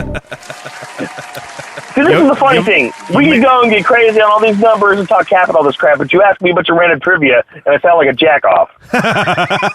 Well, to be fair to me, this wasn't random. I did ask you what your strong points were, and you failed on most of those. And I told you I would go down in flames. Now, my only concern, did I beat Ray? Oh, that's a good question. Ray got 6. Ray actually got 6. Ray got 6. And Rory, you got 6. Did he get 6? I failed at life. Yep, Rory if got I got 6. the same number as Ray, I failed at life. Show me the green, goddammit. Rory got 6. 1, 2, 3, 4, 5, 6. Well, there you go. At least you tied, Rory. At least you tied. Well, you know what? That's good from a baseball perspective, which is real handy because we're going to be seeing a lot of it for Raiders, next year. Oh, shit. And there's your segue. Boom! Boom! That was classic. Rory, it was a pleasure having you on. I'm sorry you had to go through that 20-minute drill. But that 30 so minutes and 45 seconds drill. That shit was longer than this year's Super Bowl. I know, right? But Rory, hopefully it was more entertaining. It was very entertaining, and you're a brave soul. And we look forward to you getting a second shot at it. This won't be your first run at the 2-minute drill. Right. You're going to come back strong. Yeah. New and improved. Having learned a few things. You might even recognize a few questions on your next go-around. There you go. Yeah. There you go. That's Dude, what it's all I'm literally about. going to forget every single one of them in 5 minutes. Well, you better be replaying your goddamn episode every fucking week until you get back on. Rory's gonna go home. In a notebook. Rory's going home to mix up that 7th chelada. Hell Yes, yeah, I he am. is. And You gotta get the then edge I'm off going right to now. bed because I got to be up in 6 hours. Well, there No, you go. 7. I want you to wake up, and I want you to think about this experience first thing in the morning. And have a great day. Have a great day. He's gonna be so aggravated. Oh, dog. hey. Thanks for having me on. Love it as always, guys. I do catch the pod when I can. But So- thanks for having me on. Yeah. Enjoyable as hell. And I'm really stoked to see what you guys are building. I think it's fantastic. Thank you, brother. Yeah, no, I think it's great that you guys are, building up. I'm great to be part of it. I tell people I was a fan before I ever got on here. Enjoy the heck out of it. And I love how you guys are spreading your wings and doing great things. Raider Nation's fantastic, and it's good to see that some guys are out there really cutting it up because, it's just good to see people stepping into that space. There you go. Since the opportunity's there. So good job. I'm rooting for you. Thank All right. you, brother. Thank you, brother. We appreciate you. that, man. Have a good night, brother. Hey, no problem. Peace. Hey, take care. Peace. Roy was a fan before he came on the podcast. Not so much anymore. No shit up. A lot of people arguing about white being a racist answer to that question. The only 2 black people in the chat right now telling me that's bullshit. Gent and Cain telling me that shit's bullshit. Bro, that's just scientific fact, okay? Yo. Fact. That's just scientific facts. We're an unstoppable force. Oh, man. We're like a motherfucking hurricane over here. We're like a fucking hurricane. No, listen. Yo. Can you break this down? You're an artist. Can you break this down? That's what I was about to go with. Listen, if you guys have any questions about this, okay, then you need to take your asses to a motherfucking community college, all y'all old motherfuckers like myself, okay, because I ain't young. Take your asses to a community college and take a motherfucking art class, okay, and learn a little bit about color, okay, and you'll learn very quick that black absorbs color and white reflects. That's the reason why you don't want to wear a black t-shirt in the sun, yo. That's why white people are out there adopting your culture. That's right. Because we reflect everything we come in contact with. So be mad. Go ahead, be big mad. Go ahead and be big mad that you're not a mirror. Shit. But maybe it's a good thing you're not a mirror. Oh. Black absorbs all color, and that's a metaphor. And white reflects, though. That's white reflects. White reflects. That's what it is. And that's why you see them colors. So settle your ass down, Jen. I'm not drunk. 2 beers does not make me drunk. No, it doesn't. Go look it up. Open it. Take a look. It's in a book. It's reading rainbow. Reading rainbow. Yeah. Y'all know where I came from. It's just big facts. It's just From big the facts. motherfucking 90s and 80s. I didn't mean to start a freaking race riot in the chat, bro. God damn. People are sensitive these days. I know, y'all. People are sensitive, bro. Hey, you take it easy. Does it look like we're some racist motherfuckers over here? Come on now. I don't know. That's like motherfuckers talking about the goddamn rules for the Raiders and not interviewing coaches and GMs of other races. Come on now. Get the fuck out of here. Bullshit. But I know Cain's fired up right now and he's ready to go. So let's push the caller segment back towards the end of the podcast this week. Okay. I know we've been shuffling things up, but it's the off season. We're looking at new things. We're trying out new schemes. That's right. We're gonna find a new rhythm here. Hey. We're gonna take a short break. We're gonna come back with the Cain's beat of Corner. The rhythm of the night. Dancing till the morning light. Show you right. Show you right. Some of my bitch. Some of a bitch. We'll be back with Cain. That's it. That's right. We out here. Peace.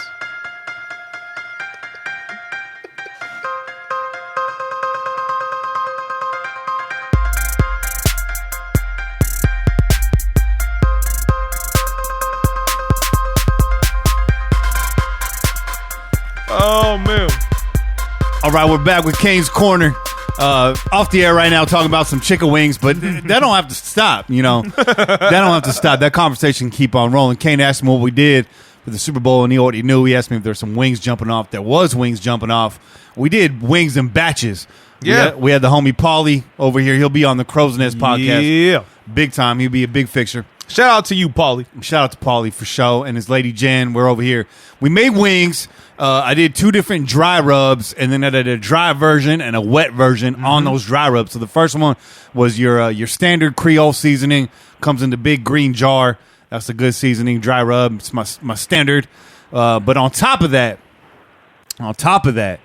we did a Reaper sauce, a Lost in Time Reaper sauce we got out in San Francisco. It was a garlic, hot mustard, Carolina Reaper sauce. Yeah.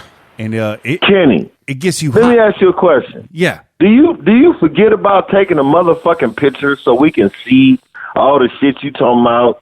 Just posting you just cooking all this good food, and we don't got no picture of it, or we don't got we didn't get told that you was Cain. You know what I'm saying? Making some chicken wings or something. What's up, homie? I mean, come on, man. You can't. Your boy Cain's always on the right track, bro. It's true. Your boy is always posting. Whenever he cooks up a fucking delicious meal, he puts that shit out there in the Twitter's fucking universe, bro. I eat first and think later, and that's a problem. Yeah, that is a problem in today's world. I be sharing my shit in the group chat, but I probably need to start throwing that shit out there into the world too. Yeah.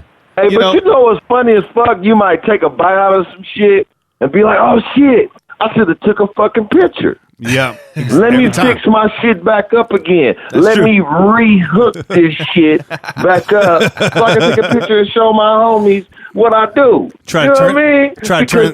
Right now, you talking about you cook some chicken wings. I don't know if you cook some chicken wings or not. Did you cook some chicken wings? Oh, he cooked some chicken wings. If I didn't come to your house last week, nigga, I wouldn't know you was telling the motherfucking truth right now. But you know what, Twitter world? This nigga cooked chicken wings, and he cooked chicken wings good. Yeah. And the leftovers, the little what I saw at the end of it looked like some shit I would have ate. There you go. You know what I mean? That's how you know they were good. I eat about anywhere from 14 to 28 chicken wings a week. Yeah. So I estimate I eat anywhere from about 12 to like 15 baby chickens every week. That's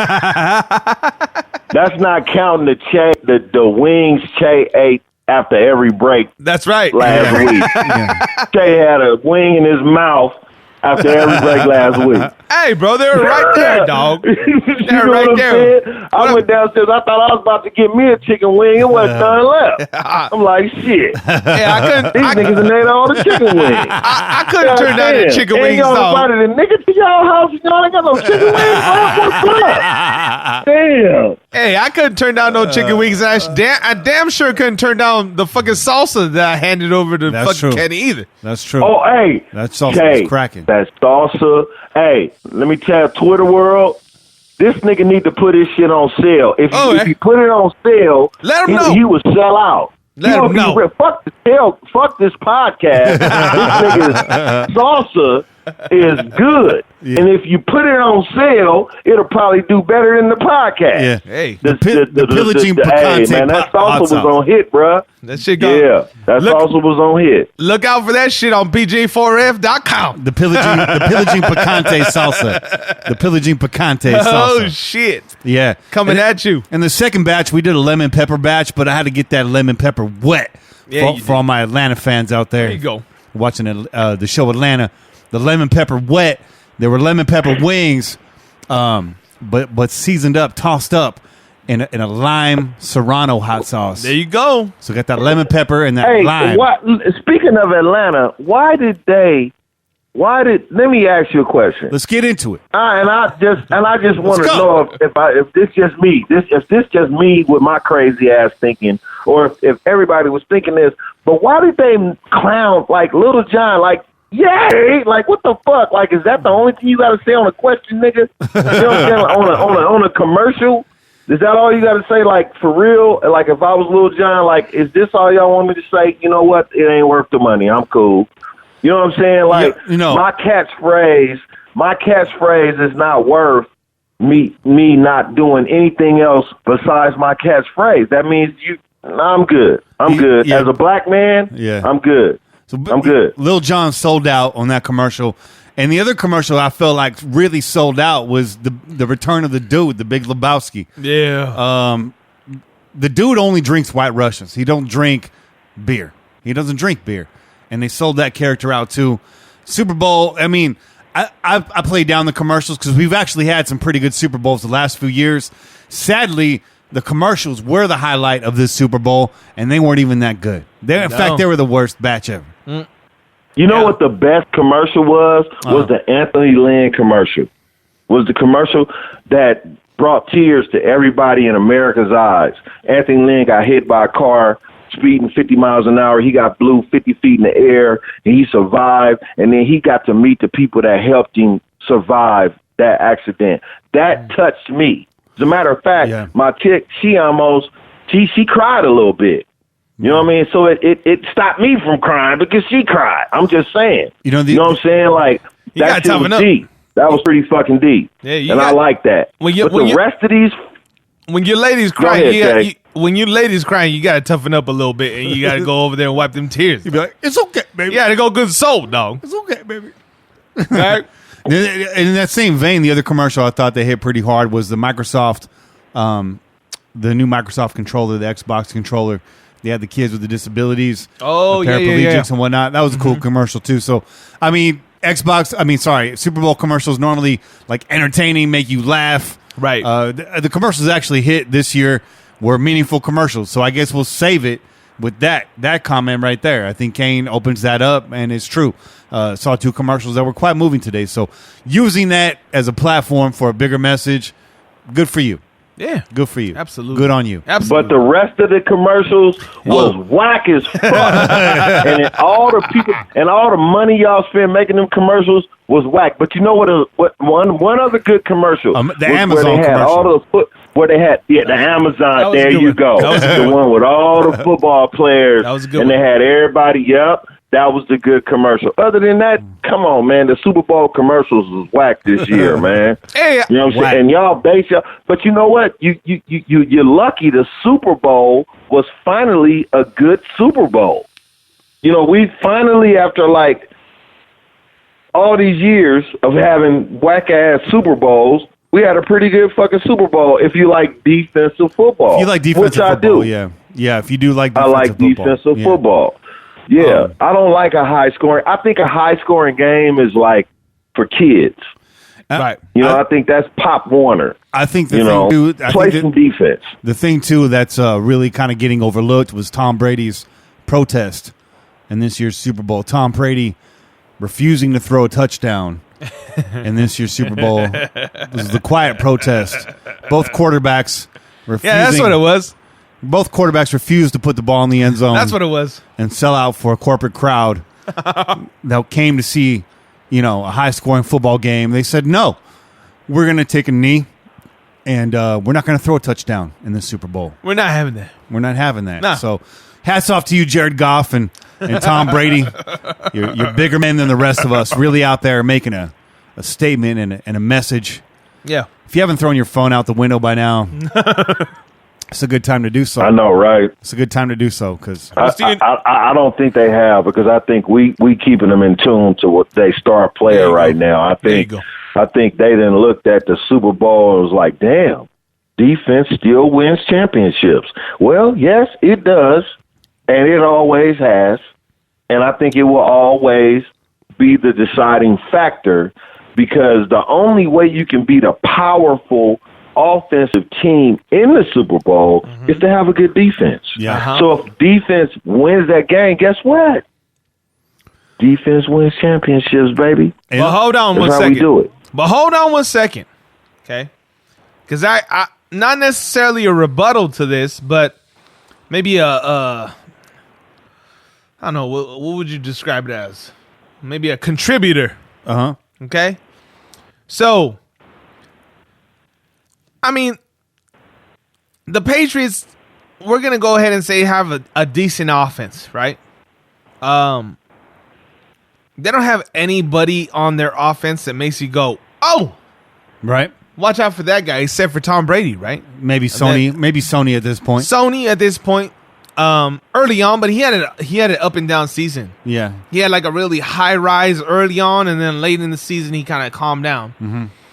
Actually, I had him in fantasy, and he was pretty good for me. But go ahead, Chad. No, he was decent. No, I know. There was a couple. There was some people. There was some people that had him in my league too, but I beat their asses and I won the championship. So what do you know about that? Anyways, back to what I was saying. That's my boy. Back to what I was saying. You had Gronk, who was prior to this season known as like the all-pro tight end, unstoppable force, and he fucking fell off the face of the earth up until this point, right? Nobody knew where he was. Right. I had people in my league that drafted that motherfucker like in the second and third round, and they were extra upset when that motherfucker was sucking it up all day long, right? So, so you have a Patriots offense is made up of a bunch of fucking like, I mean, the way we like to put it, blue collar, just go out and do your fucking job type workers. People. Lunch pail guys. Exactly. Yep. You got a Julian Edelman that's out there with his dude bro vibe and his motherfucking, what'd you call that beard? What'd you call that shit? What's that? Oh, lumber sexual. He's looking real lumber sexual. That lumber sexual beard. He's out there with that lumber sexual beard. All the lumber sexuals out there, you know you are. Got that beard. Okay. I'm kind of mad at you right now, Kenny. Got your black rim glasses. I'm kind of mad at you right now. Got your calf cart beating on. Because I got a little beard over here. I like to keep it nicely camped. I'm worried that you're calling me a lumber sexual. You're not in that camp. You're not in that camp. No. Go ahead. Make your point, bro. Make your point, babe, bro. No, Make your point, babe, bro. You got it. But listen. So then you got a Tom Brady who, y'all know Tom Brady's in his 40s. He's got the supermodel wife. He's got all the fucking championship rings. I mean, what else does the motherfucker have to do, really, right? I mean, he could walk off into the sunset with his fucking dad bod and fucking and live life real comfortably. But motherfucker came back this year and you know, after the AFC Championship game, he's talking about, I'm the baddest motherfucker out here. I'm the baddest motherfucker alive. Right? You know what? Let me speak to that real quick. Speak on it. Let me speak to that real quick. I'll get back to mine. I'm not going to forget. Real quick. Hold that thought. Hold your thought. And I want to say this, because I thought about this earlier. Now, Tom Brady, and you Raider fans, we all Raider fans, we love us. We Raider fans, baby, right? Raiders. I'm going to say this. Show you right. I'm going to say this. Tom Brady is what a Raider fan really likes. Oh shit! You know what I'm saying? Tom Brady wins fucking games. Tom Brady wins them close. He done been to the Super Bowl. He beat teams that the Raiders want to beat in the Super Bowl. So, you know, I was thinking about this today, and I was thinking about when it was coming down to like the winning, who's going to win, and I don't give a fuck because neither team is the Raiders. So I don't give a fuck, but I'm looking like, damn, who's going to win this shit? Like, fuck, I don't want the Patriots to win, but fuck, you know what? I was telling my chick, I was like, you know what? Tom Brady is the ultimate Raider fan. Like, he's what Raider fans want. It's just that, guess what?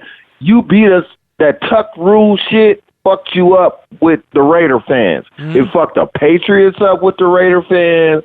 It fucked the whole NFL up and all that shit. So you're not liked because of one game, but you are a good quarterback, and I got to give that dude his motherfucking props. You know what I'm saying? Just like I would do Ben Roethlisberger, Drew Brees, you know, and the other motherfucker, you know, Aaron Rodgers. I'm going to give Tom Brady his motherfucking props today. I'm going to give him his props. I mean, that's fair. I'm going to give him his props. That's fair. He was the reason they won the game. But he wasn't the reason they won the game, though. Both of y'all. Was there. Both of y'all need to get the fuck off. He wasn't the reason they won the game. Podcast right now. Both of y'all just need No. You know what? I'm not trying to throw your boy under the bus over here, dog. No, it is what it is. I hear you. Sometimes how you take a defeat, you got to take a defeat sometime with the lump, bruh. So take the defeat with the punch in the face. You know what I'm saying? Speaking of which, you know what I'm saying? Speaking of which, I said last year at this time that the Patriots would never win another Super Bowl again. God damn you, Kenny. What's my punishment, Che? Right now, what's my punishment on air? What I got to do? Chug the rest of this beer? What do I got to do? Well, fuck that. Chug the rest of that beer, nigga. That's what I'm telling you. I mean, chugging the rest that motherfucker. Chugging the rest of the beer is already as supposed to, right? You're not supposed to. No, he ain't drunk enough, Che. He ain't drunk enough, Che. Fuck that. Make his ass drink. You sitting there. Make his ass drink the motherfucking next. The rest of drink that shit. That's a given. I got another motherfucker that you go drink right after that. Right after this? For jinxing the fuck out of or right now. But what everybody else don't know is them control boards might not work as good with a drunk Kenny. Put it up to the cam. Put it up to the cam. Right now, me and Kenny, we're about the same. You can see the liquid. Right now, bring it down a little bit. Bring it down. There you go. You can see we're almost the same.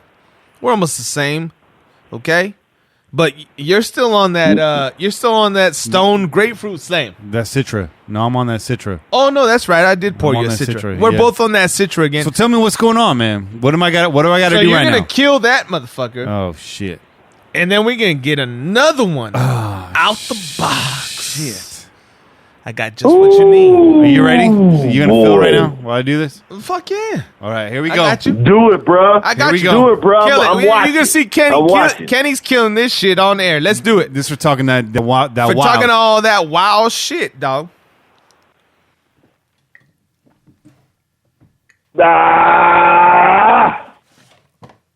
Let's go. Yo.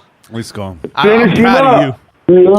I'm proud of you, dog. That's a bell ringer right there. Oh, yeah, it is. That's just so you know, we've been drinking nothing but IPAs. Carl Weathers just hit me with that right hook. Oh, y'all your boy Kenny's over here like Rocky. He ain't going down no more, Mick. Y'all ain't drinking no real alcohol tonight. Y'all been drinking beer. Nigga, I've been drinking beer and alcohol tonight. I done had some vodka. You know what I'm saying? I done drank some vodka. That's right. You know, I done had beers.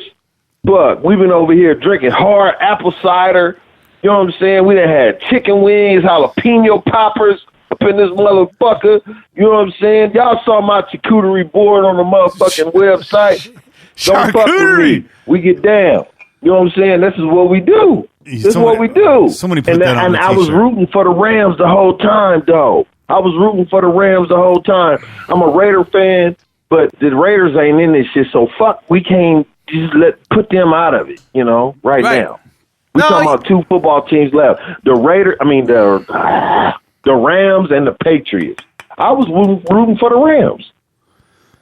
And guess what? If the Chargers would have went to the Super Bowl, I would have wanted them to win. The only team that I wouldn't have rooted for is the Kansas City Chiefs.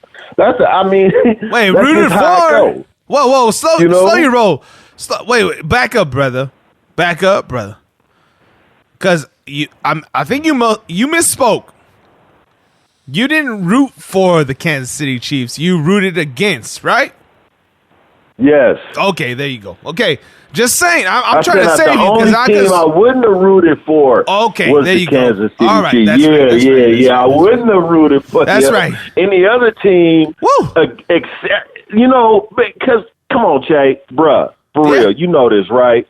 Ain't nobody else rooting for the Patriots to win but the fucking Patriot fans. Absolutely. That's it. And whoever anybody else wanted, it could have been the San Diego traffic jammers could have won the Super Bowl over the motherfucking Patriots. You know what I'm saying? It could have been the Oakland traffic nigga, the Oakland Cadillacs.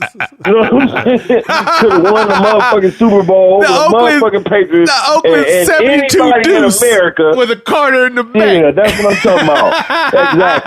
Exactly. That's what I'm talking about, bro. Exactly. Anybody else in America would have wanted that team to win over the Patriots. The Patriots is like, why are y'all still here? Like, how are y'all still here? We're still trying to figure out, how are you still here? Nah. Really? You still here? How am I going to be here after this next beer? Wrong. We're not wondering that, bro. We already know. despite the fact that we don't like it, we know why. Because they have one quarterback that's been with them all this fucking time since 2001. Okay. Yeah, but what about Drew Brees and Phillip Rivers? All right, bro, but they got the same motherfucking quarterback since 2001, yes. And they got the same motherfucking head coach, since the very same time. Even before that, right? But since that time too. Okay? And you had a coach calling the shots that he needed to call. And you had a quarterback that did what he was supposed to. Right? Do your fucking job, I'll do mine. Okay? Okay, what's the difference between the Saints and the Patriots? Well, because their quarterback and their coach has been together the same amount of time. So tell me, what's different? Difference? Can you? I don't think anybody else can. I can. Okay. I don't think homeboy in New Orleans is as good as Belichick. It's that simple. I don't think he's that good. I don't think he's as good of a coach as he is. I think it's about the quarterback. But I do think it is about the coaching. Quarterback. How many fucking points did fucking Tom Brady score today? In the meantime, 10. He scored 10? He scored 10 points. Not even 10. He scored 7. How many the kicker scored to the other 6. Tom Brady didn't score no fucking touchdowns today, dog. No, he orchestrated one touchdown. But how many touchdowns did he score today? How many did he contribute in either pass or himself form? None. 0. Not a 1. Right? Not a 1. So who do you contribute those touchdowns to? I attribute them to the Sony Michel and the other people that's around the motherfucker that's playing around him. And you know what I'm saying? And who's responsible for them being given the opportunity to score? But Bill Belichick. I know Bill Belichick. And offensive scheme. Yeah, and Bill's been around a lot longer than Sean Payton. Yeah. Yep. So okay, there you go. In the meantime, these cats on YouTube are trying to give me alternative punishments. Bobby says I got to leg wrestle Malcolm. Tulare all day says I got to eat mushrooms with them. Oh shit! I don't know if that's a punishment. Damn, and it's not a punishment, but it's gonna be a motherfucking trip for sure. I'm 41 years old. I don't know. and then he told Kenny done seen some things over here. Kenny done seen some things. You could be at 20-something and don't know if you want to eat some fucking mushrooms. Hey, I don't know. I've met Tulare all day though. He's a cool cat. He's an intense dude though, so it could be a hell of a trip. And now he wants me to take a DMT hit on camera. That ain't gonna happen, dog. That is wild. I'm gonna finish this beer. I can feel my back teeth flowing right now. It's all good. Cheers. It's all good. Cheers. It's muchas chelas up in here, man. Tonight was a special night. It's a Super Bowl Sunday. And your boy came packing with some motherfucking chelas, and that's just what the fuck we did. By the way, we never hit that second chelas, and I'm not trying to cut off our boy Cain. Cain, you on this? I wish you were here partaking in these chelas too. I got you, bro. You good? I wish you were here partaking in these chelas too. But hit that motherfucking button. I'm gonna throw these promos out there just so you guys can find these motherfucking beers. All right, una más cerveza. Hey, otra vez, una cerveza. Here we go. So first, let's do it, bro. First, we're gonna. Yeah, we're getting crazy over here. So first, we already took this bitch out. By the way, we didn't even get to announce this motherfucking beer while we were drinking it because we were on the air with Rory. That's it. Yeah. So this was a pretty. You have to agree, right? That was good. Because it's all gone. It's not. There's none in existence anymore in your cup. It's inside me. That's what she said. It's inside me. A chicken wing.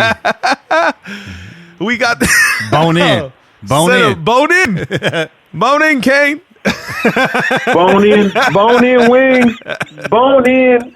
please bone in, because goddamn it, if you eat some motherfucking chicken wings with some boneless chicken wings, I ain't fucking with you. That's right. 'Cause that's not where chicken wings came from. After this next You know what I beer, mean? And neither is your girl. after this next beer, I'm about to fucking bone out. Damn fool. Okay. All right. Back to this beer, though. Hey, look, I fried my shit in some grease. I fried my shit in some motherfucking grease, nigga. Boneless. Hot grease, too. You know what I mean? Boneless is for toddlers, bro. No. Hey, wait, no party wings, baby, with the bone. Baby, I don't fuck with the bone. I don't fuck with it without the bone. Hey, who the fuck eats flour covered boneless wings with buffalo wings? So Right. like that's not chicken wings. Right. Like who does that? If you think that's real chicken wings, nigga, then put on a motherfucking skirt and some pantyhose. What the fuck? Right. How the fuck you Right. gonna think that's some No. goddamn real shit? That's the problem. real. That's the problem that people actually think those are wings. They just have the bone out, but it's not. That's breast meat, y'all. Those are chicken tumors. That's breast meat. Chicken tumor. tumor. That Those ain't are even chicken tumors. exactly, my bro. That's breast meat. That's that ain't even that's real breast meat. motherfucking. Breast You might as well And- be. you and might I'm as well- not you know bad- what? Go I'm to not McDonald's mad at and order a breasts. 20-piece chicken nuggets. I'm not Go to mad at McDonald's breasts. and order a 20-piece chicken nuggets and post some red hot Frank's red hot hot sauce over them $6 for a 20-piece chicken nuggets from McDonald's and call that some boneless chicken wings. And you'll Right. be good. I'm cool. That's I ain't true. fucking with that. That's And if you true. invited me to your house It and might- you tried to serve that to me, I might leave. You know what? That's disrespectful. And if you throw that fucking red hots on some motherfucking chicken McNuggets, they're probably gonna be more moist than those bitches that you get at the fucking wing place, bro. Just saying. I'm just saying. Okay? Hey, Them you dry right. ass fucking That they boneless might be. wings that they serve up. Get the fuck out of here with that shit. Anyways, let's get off of them fucking boneless wings. Let's get back to these cheddars. Hey, bro, it ain't no thing but a chicken wing. You know It what I ain't- mean? Hey, you know Dang. what's cold? It's a whole lot of motherfuckers out there right now that have some boneless chicken wings and they throwing them in the garbage right now. They got up when they heard the podcast. They're like, ooh, shit, my shit fucked up. Right. Let me throw this shit in the trash. They had to circle back and go back to the motherfucking wing stop and order correctly. Sorry for ruining your dinner tonight. But next time you won't make that mistake. Anyways, what are you drinking, bro? What the fuck are you drinking, dude? Shit. Correction, we You're drank. stalling. We drank, all right, We bro? drank. We already drank this delicious Stone grapefruit Slam IPA. This motherfucker is a zesty. That's right, a zesty double India Pale Ale with a little bit of grapefruit peel. And it was delicious. It was delicious as Heavy hitter. as Heavy hitter. you can see the evidence because it's gone. It's gone. And we're feeling good. It's gone. That's all I'm saying about And it's that. gone. And Gone. it's gone. Gone. Gone. Like a freight train coming. Every time. This is an 8 On that percenter, outro. by the way. 8 percenter. Stone, thank you very much 8%. for providing the chela today. You're not a sponsor, but I drank you, so Che, I you see the you, shout bro. out. I see you, bro. but hey, I see you.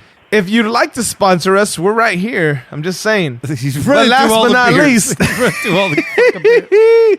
trying to get some fucking free beers for the goddamn segment. Come on, y'all, help us out. If I'm just saying, I'm gonna say this real quick. All y'all listening, Everybody. all my homies up on the live chat. If y'all really down for the podcast, y'all would shoot out that message to these breweries. When your boy throws out like a shout out to the brewery, retweet that bitch. Do it. Retweet that bitch because Yes, you never sir. know. You Yes, never know sir. when your boy's gonna get sponsored, and then he's gonna be bringing you these live chelas straight from the source. Yes, sir. Straight from the If source. you're not a hater, support everybody on this fucking podcast. The Ladies of Darkness, support them too. That's Shout out. right. Sean, LOD, everybody that's on the Wahoo Crow's Sean. Nest podcast network. You need to support us all. DC4 Custom Tees. At Cain and we not doing this shit. At Che _ PJ4F. Everybody. That's it. Support. You know what I mean? That's it. But retweet these motherfuckers. That's where you go. And if you go, you know what? We not out here. We just doing this shit for free because we passionate. You're damn right. We love Raiders. You're damn right. I can call. You don't even know. Like, I can call my boy Jason. I mean, oh man, I can call my boy Jason from San Francisco. You know what I mean? And he'll answer the motherfucking phone, and we can talk about Raiders all motherfucking day. That's right. You know what I'm saying? For hours. And he's from San Francisco. What the fuck's wrong with that? I can call Che, and we gonna talk about Raiders. Do you know we spend hours a day putting together content for you guys to listen to? That's right. This show is worth listening to. That's true. My boys, Kenny and Che have put this shit together so we could get down with the real. You know what I'm saying? I'm telling you, this shit is real. If you ain't listening to this, then you ain't listening to the real. Our shit is better than Vic Tafer shit. Our shit is better than Scott Bear shit. Our shit is better than anybody that's a local beat writer to the Raiders. And they got inside knowledge. But they only tell you what they can get from the Oakland Raiders. We're giving you passion, inside knowledge from Raider fans that have opinions and knowledge about football. You can't knock that. You can't knock that. So just remember that. I just want everybody on this thing that's listening to this to remember that. You can listen to all those other podcasts, but the podcast on the Crow's Nest Podcast Network is the podcast that's being real. And I'm just telling you right now. It real.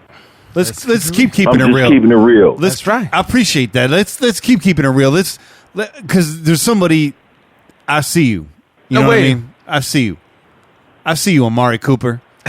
You're back in the targets again this week, Amari Cooper. You had to go run your goddamn mouth again this week. He loves putting his foot in his mouth, right? He likes putting anything in his mouth except the goddamn ball. You know what you need to put in his mouth? I mean, he tried to put the fucking ball in his mouth this past weekend, but the fucking face mask got in the way, dog. You can have this ball in your mouth. I'm just saying. You got these nuts in your mouth.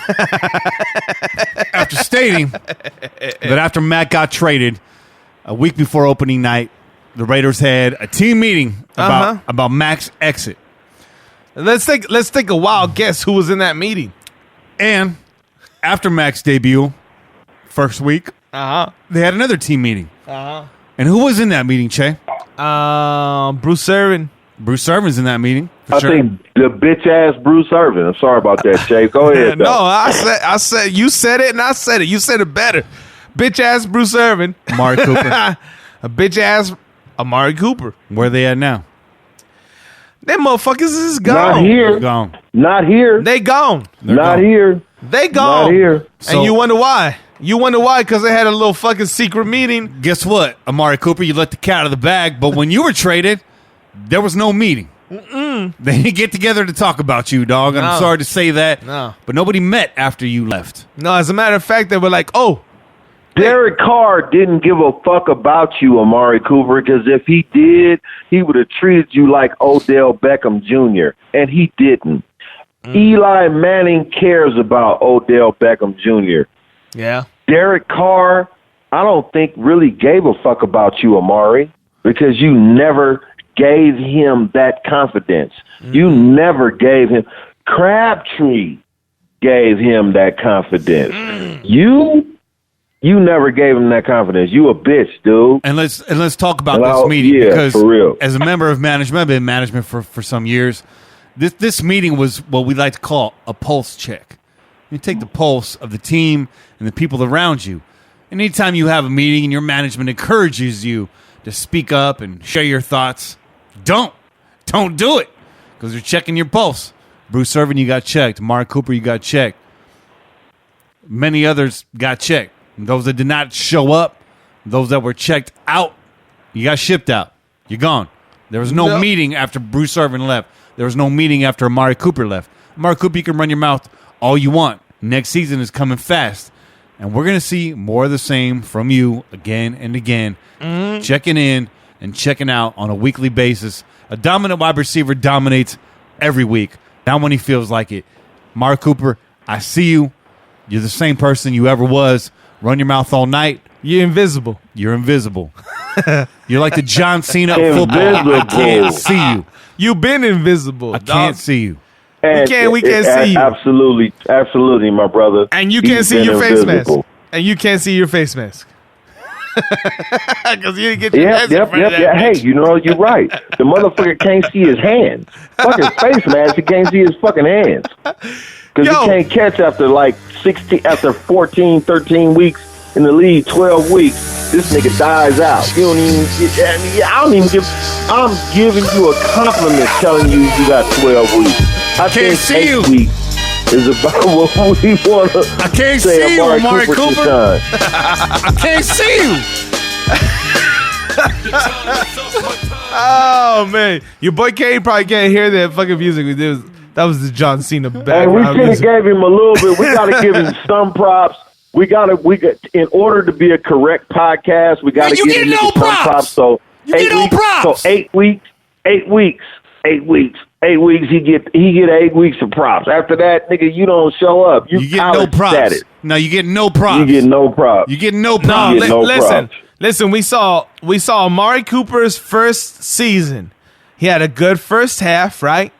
Which included a Pac-Man fucking pile drive into his helmet, right? He got choked. We got a choked Pac-Man out. with the Bengals pile drive into his helmet, into his own helmet.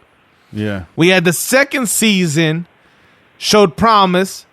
He had that catch close to the goal line, and he worked his way in, right? Yeah. First game of the season. Yeah, that was the first game of the No, season. he actually had a good season in 2016. 1,000 yards, 78 catches. He had a pretty good season in 2016. Here. Say something different about everybody else on the team. Yeah. We went 12-4. Of course, we had a great season. Everybody had a great season because nobody was complaining about shit. We won. But when we lose, we start to look at things a little bit differently, right? New slogan. Yeah. Yep. Once a Raider, you better show me you're a Raider. That's right. And when your bitch ass leaves the team and you start talking some shit, well, guess what, son? Not a Raider. You ain't a Raider. You never were. And that just proves to me that you weren't a Raider. Was.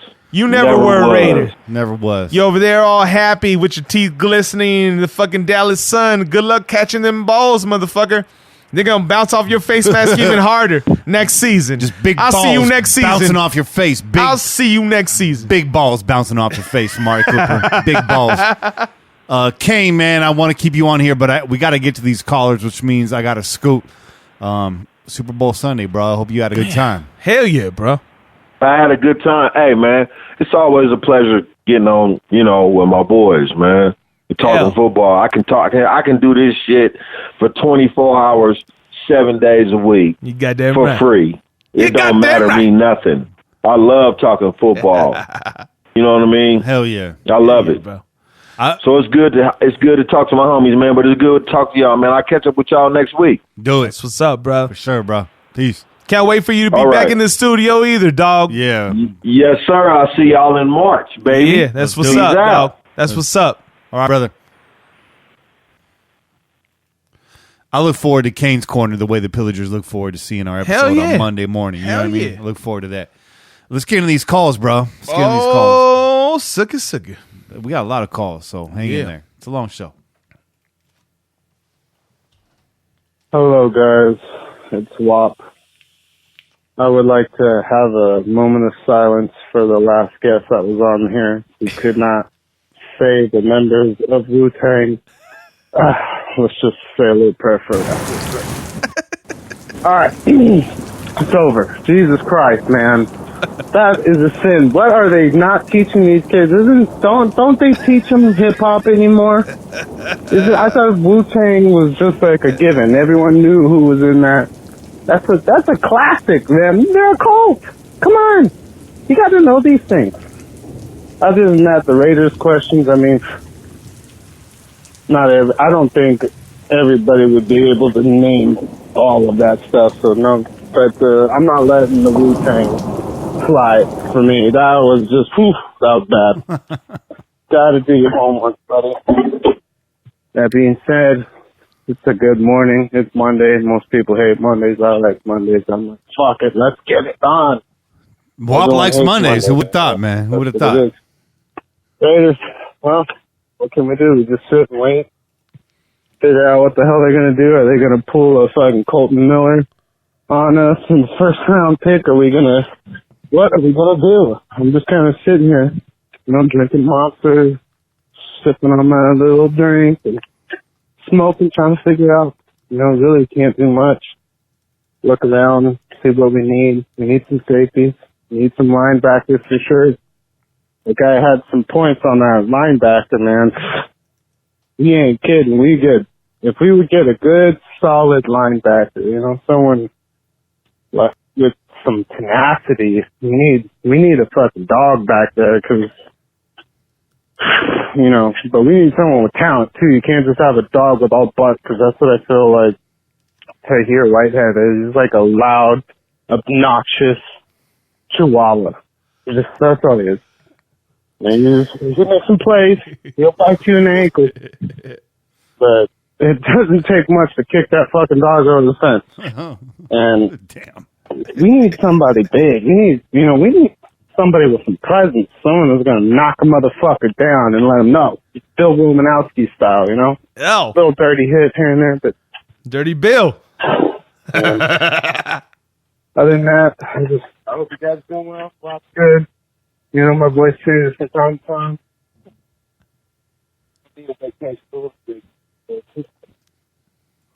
Lost your phone there at the end there, Wop. That's it. It fell into the cracks. It's all good, Wop. An upbeat call, nonetheless. It's all good, Wop. Brought a little thunder there in the beginning. Staten Island. Wu-Tang. Wu-Tang. Wu-Tang! That's right. Hey, fellas, it's been a while. It's G-Pop from Colorado. Oh, right. G-Pop! out here, and I'm just waiting for this wonderful off-season and the array of trades. Trades have been picked that we have in the draft. I mean, I'm so excited. I want to see John Gruden's dream or whatever he's going for come true because I believe we are going to be that good in about 2 or 3 years. Everybody slow down. I know everybody wants to pick good and win now, but it's not going to happen. Let's all relax. Have a good time. Time for Raider football, baby. That's right. G-Paw out. All right, G-Paw Raider. That's it, Much G-Paw love to Raider. G-Paw. Yeah, out there in Colorado. Came back. Behind enemy lines. That's right. This call come from the 202. It's a long one now. Settle in. Yeah, what's going on, Pillaging people? Kenny, Shay, Cain, everybody else. I think I recognize that voice. Yeah. If you've been listening to us for a while, y'all recognize that voice. I said settle in, but what I meant to say is buckle up. Buckle up, son. Involved, it's your buddy JFB. Yeah. Chiming in and we'll talk some football. Let's talk some draft here. Let's talk about How it. do we make the Raiders good? We have no identity. Teams that are good have identities. You got to scheme against them. You can't just, run what you normally run, right? What's the Raiders' identity? Probably that we have a shit ton of penalties and are going to find a way to fuck it up. That's kind of sadly our identity. Okay. I could say it. Okay. And it's because we don't have enough pieces. Where's this Listen, going? you can't just have one. We saw it with Nambi. You got one good corner over here. The other corner sucks. Guess what? They just run the play over that way. You got two good corners. They can't do that.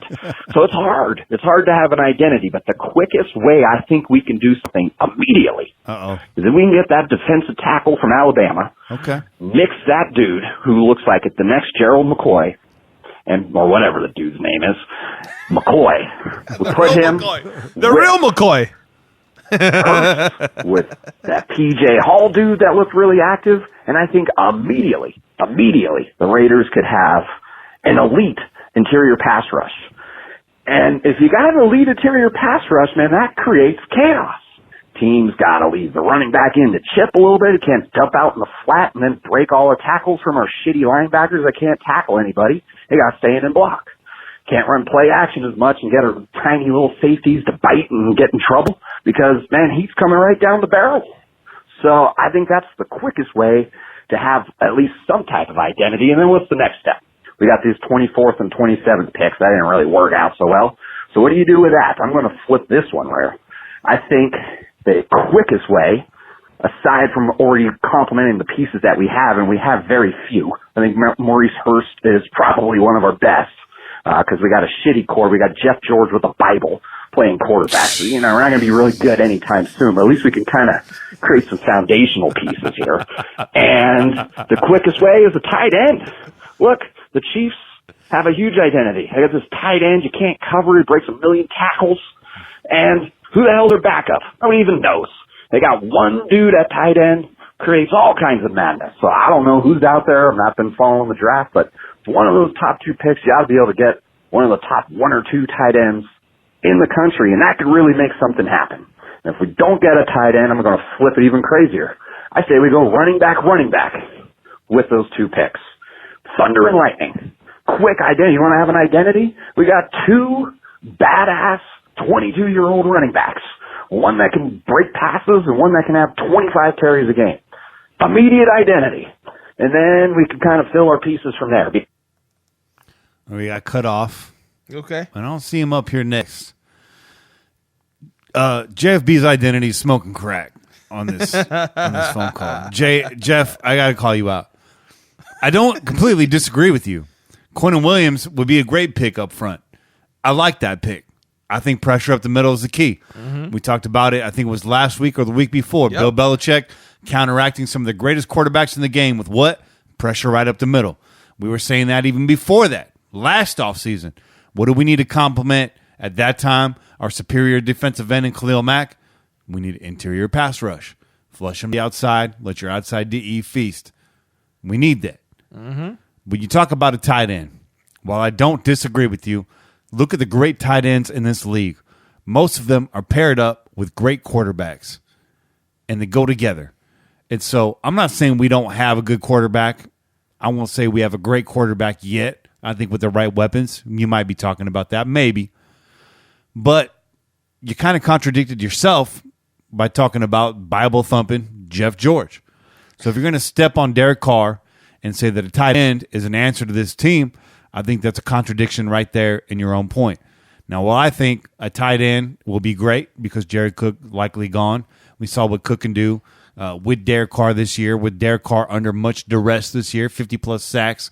We know a tight end is a key to victory in this offense. But don't overlook or overshadow the fact that Derek Carr is at the very least a competent quarterback. I know you listen to the show. JFB, you and I are good friends, so I don't want to like spin you out too much here. But I think you're contradicting yourself just a little bit.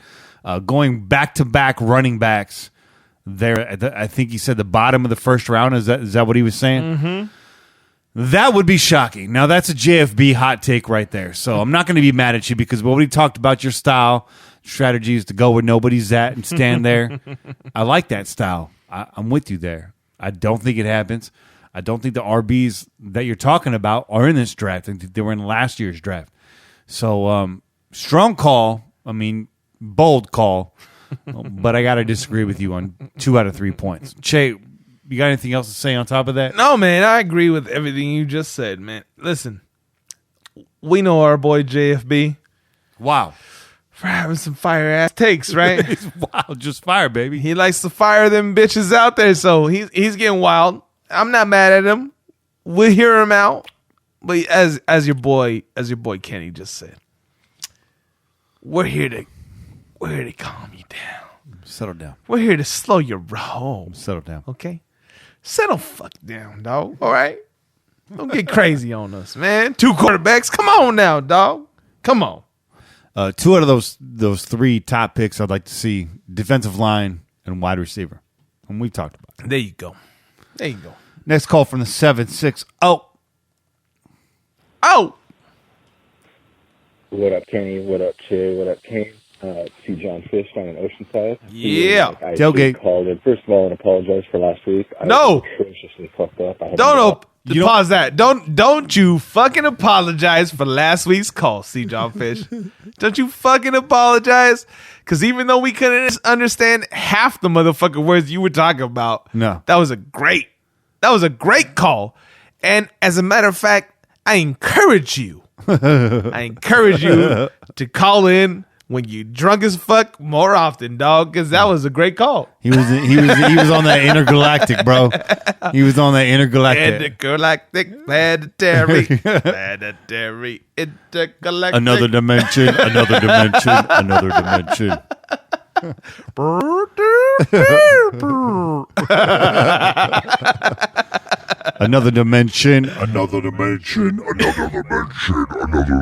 Yeah, we got that capability in this studio, just so you know. Got that technology. No, John Fish.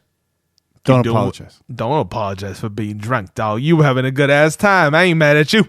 Yeah, I didn't even remember calling. That was pretty funny hearing that at work.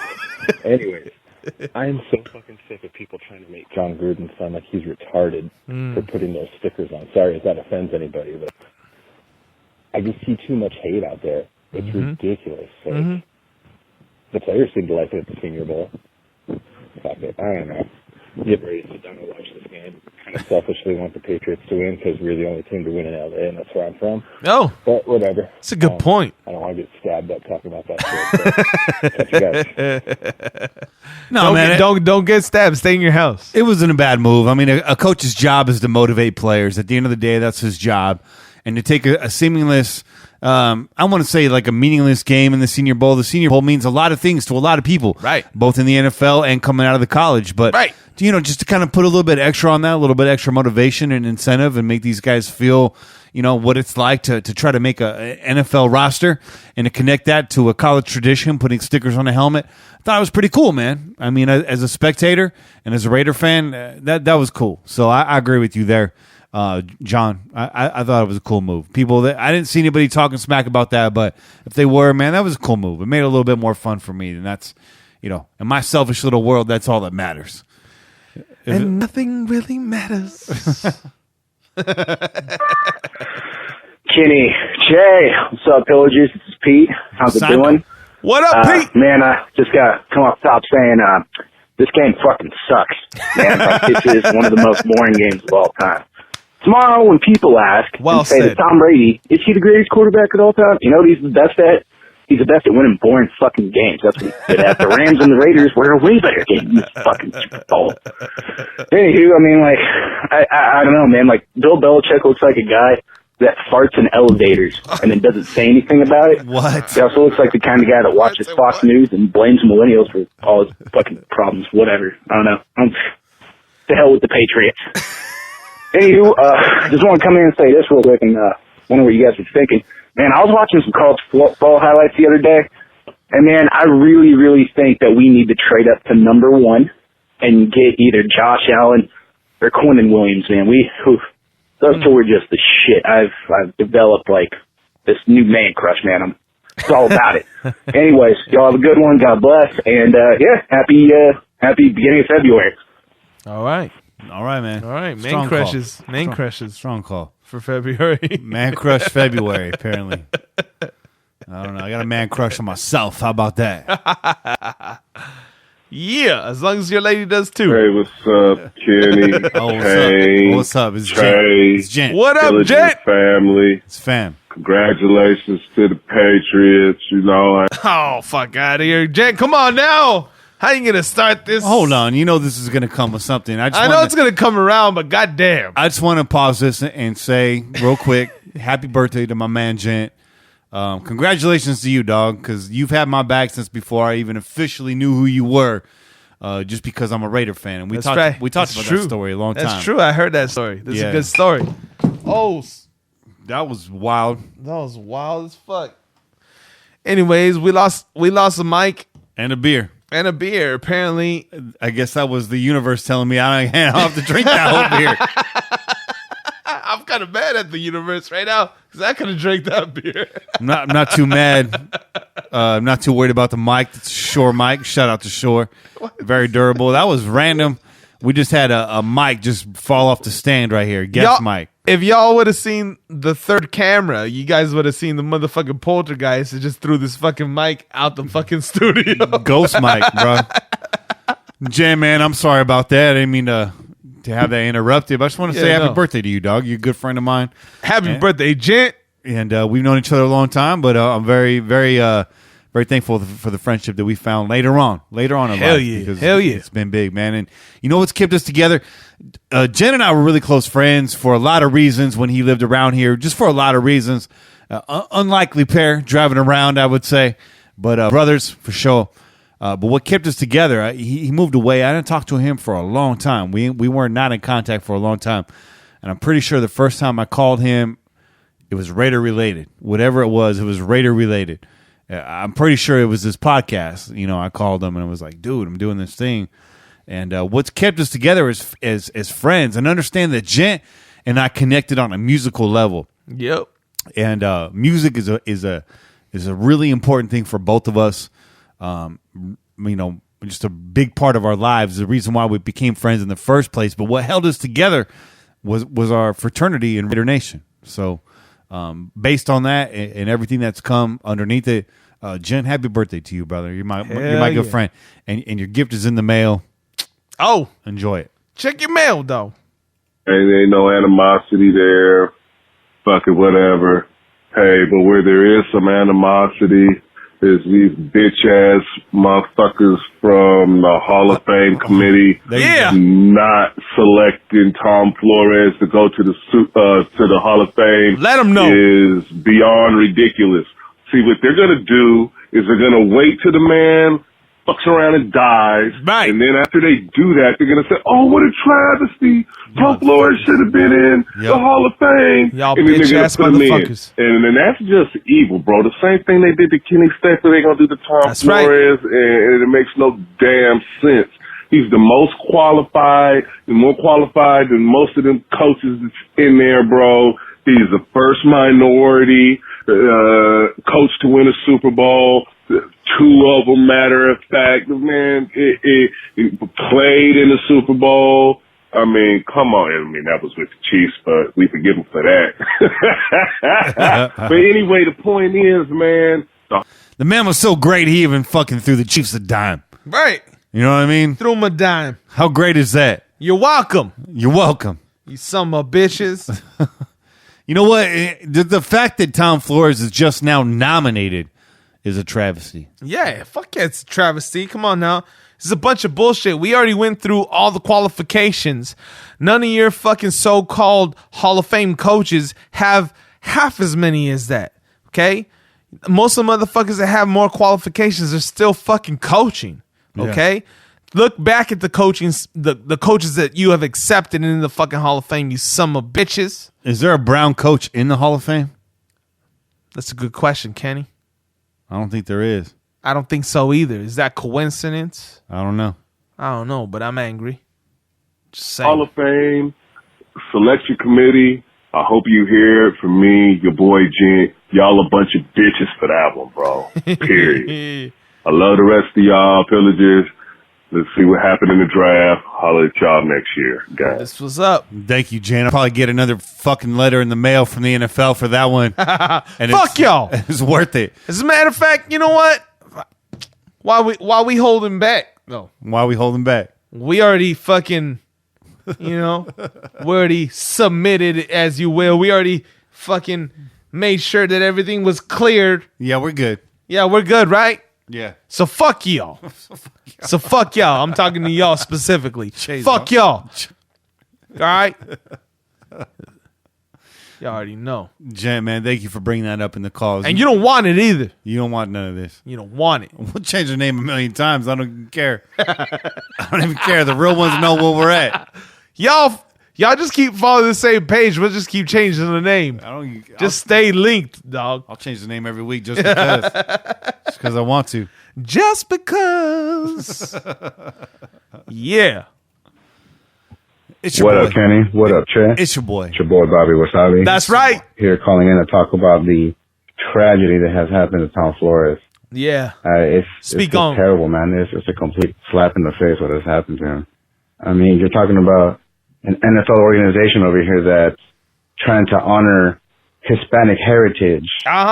This is straight from the website right here. Bullshit. For the Hispanic Heritage Month. That's nonsense. Quote, the NFL and all 32 teams will amplify the rich history, heritage, and tradition of Latinos and honor the positive impact they have had on the game and country. Chale.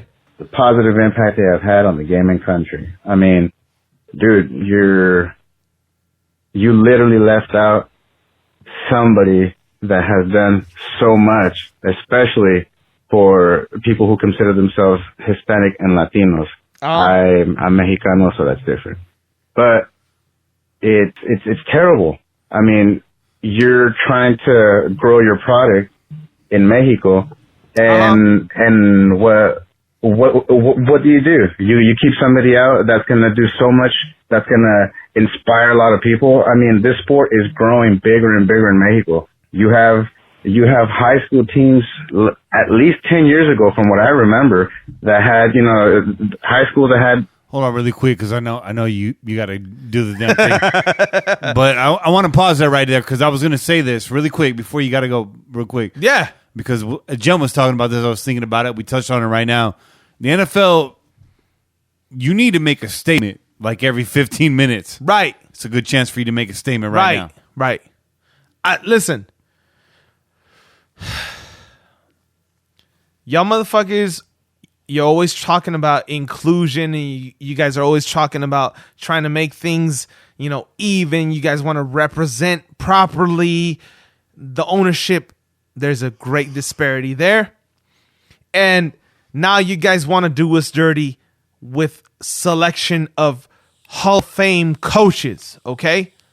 So today, y'all motherfuckers selected Pat Bowlen and Gil Brandt, okay? Just run off some stats for me on those motherfuckers. Did they have the qualifications that a Tom Flores did? Did they? Did they have at least that? 4 Super Bowl rings. Right. Did they have at least that?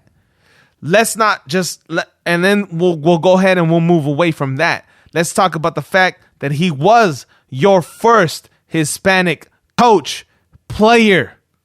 Okay? First quarterback. So, and you guys want to disrespect him on all those levels. You guys are disrespecting him on the level that he was the first motherfucking coach for the Raiders. First fucking quarterback for the Raiders. Let me take that back. I'm sorry. Okay? First quarterback for the Raiders. Hispanic quarterback for the Raiders. Maybe you guys didn't want to fucking recognize that at that moment. Early. Maybe that's why you fucking pretend that you don't fucking realize what you did, okay? But he was the first motherfucking quarterback for the Raiders. So since 1960, there has been a Hispanic quarterback in the league, okay? In football, in professional football. Because of Tom Flores. Since 1960, there was a fucking Hispanic playing football because of Tom Flores. And then when the Raiders came into the NFL, and then he was a coach, then he was an assistant coach under John Madden, then he was the head coach, and then he won 4 fucking championships, okay? As player, assistant, and head coach. 2 as head coach, 1 as assistant, 1 as a player. Where are y'all fuckers at right now? And we did it again with Jim Plunkett. And that's right. And that's right. Jim Plunkett, that's a little bit of a confusing last name, but your boy was half Native American, half Hispanic. Whatever his make is, y'all can go 23andMe his ass if you guys want to find out what he really is made of. But the bottom line is those 2 guys were both represented, and they both represent us. Motherfuckers that look like me, and you guys want to go ahead and fucking move away from them. You guys want to act like they don't exist. And you know what? Fuck y'all. Fuck y'all for trying to do that. You guys want to act like the Raiders don't represent what they represent. They represent inclusion. They represent the first. They're the first that are willing to take on all the other people. They're the first to say, you know what?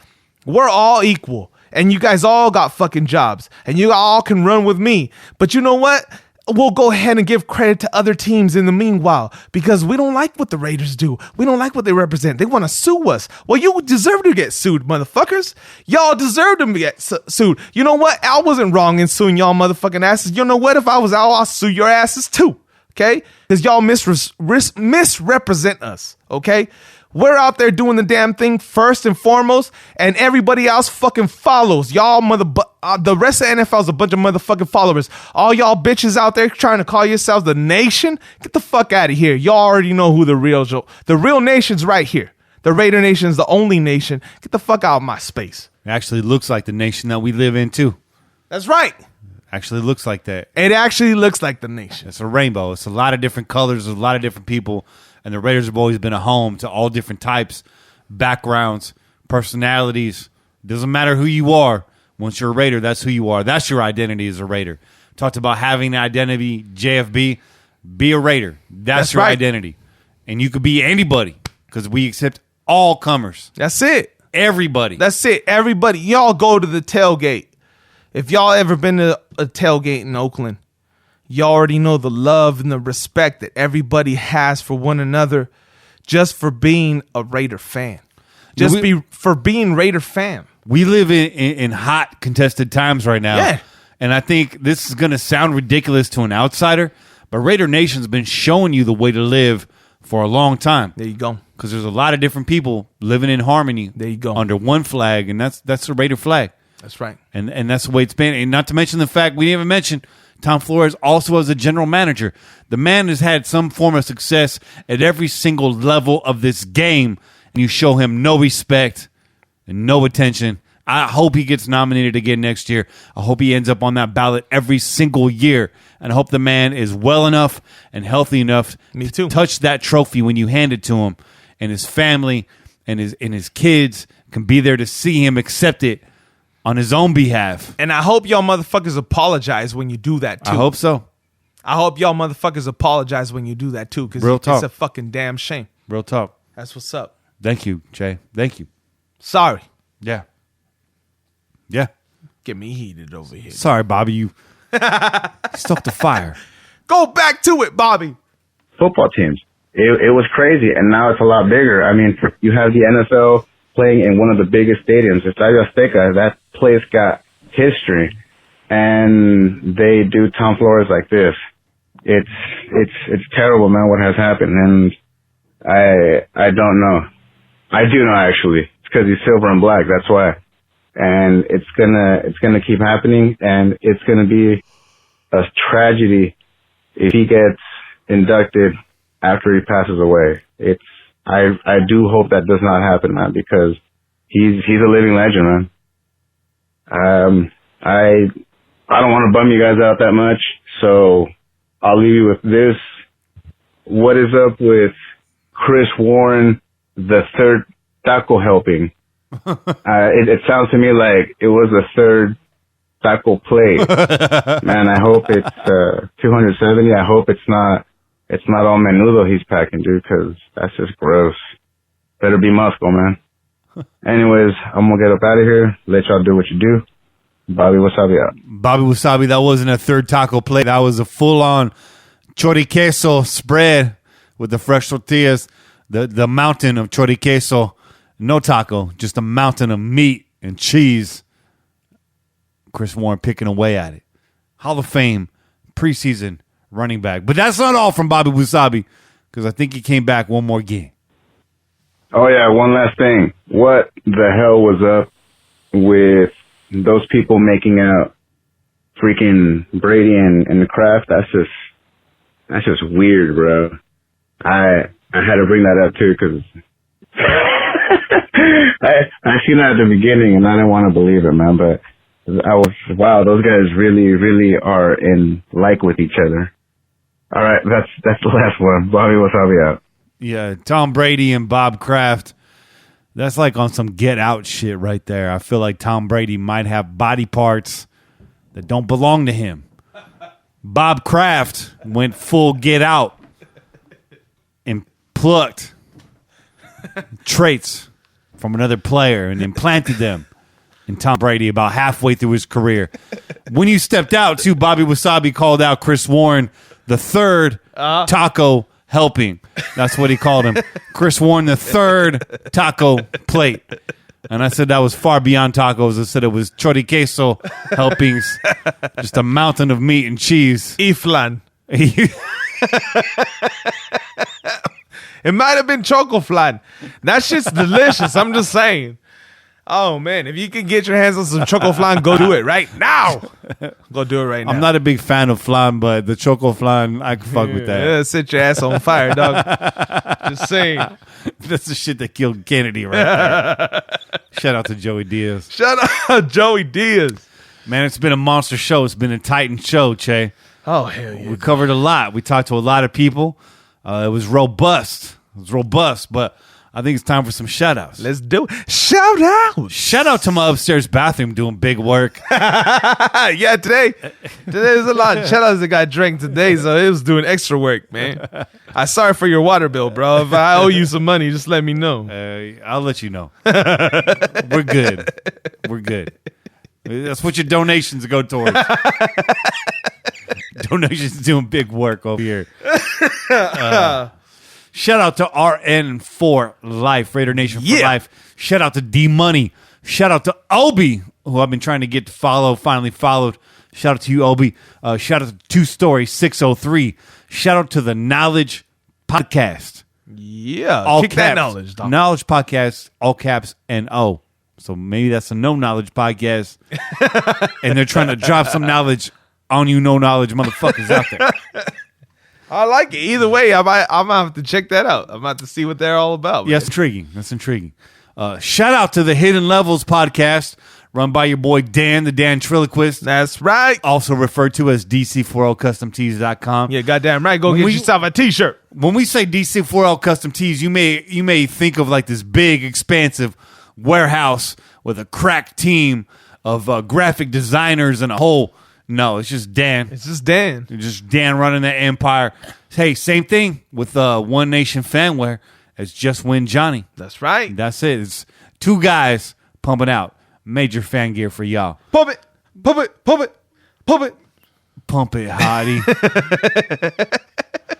Shout out to Raider Soul. Shout out to Robert Frutos. Shout out to Juan Herrera. Shout out to Casey Breeden. Shout out to Sandy Go Raider. Damon Talbot. Shout out to Betsy Moralia, wife of Mojo Raider. All right. An original pillager. There's a Mojo Raider on Twitter. I know that's not your wife. The Mojo Raider on PJ4F.com, however. Yeah. Original pillager. That's right. Shout out to Raider Boy. Shout out to Raider Wop. Congratulations on your 43rd Twitter account. Yeah. I saw you created a new one and followed us again.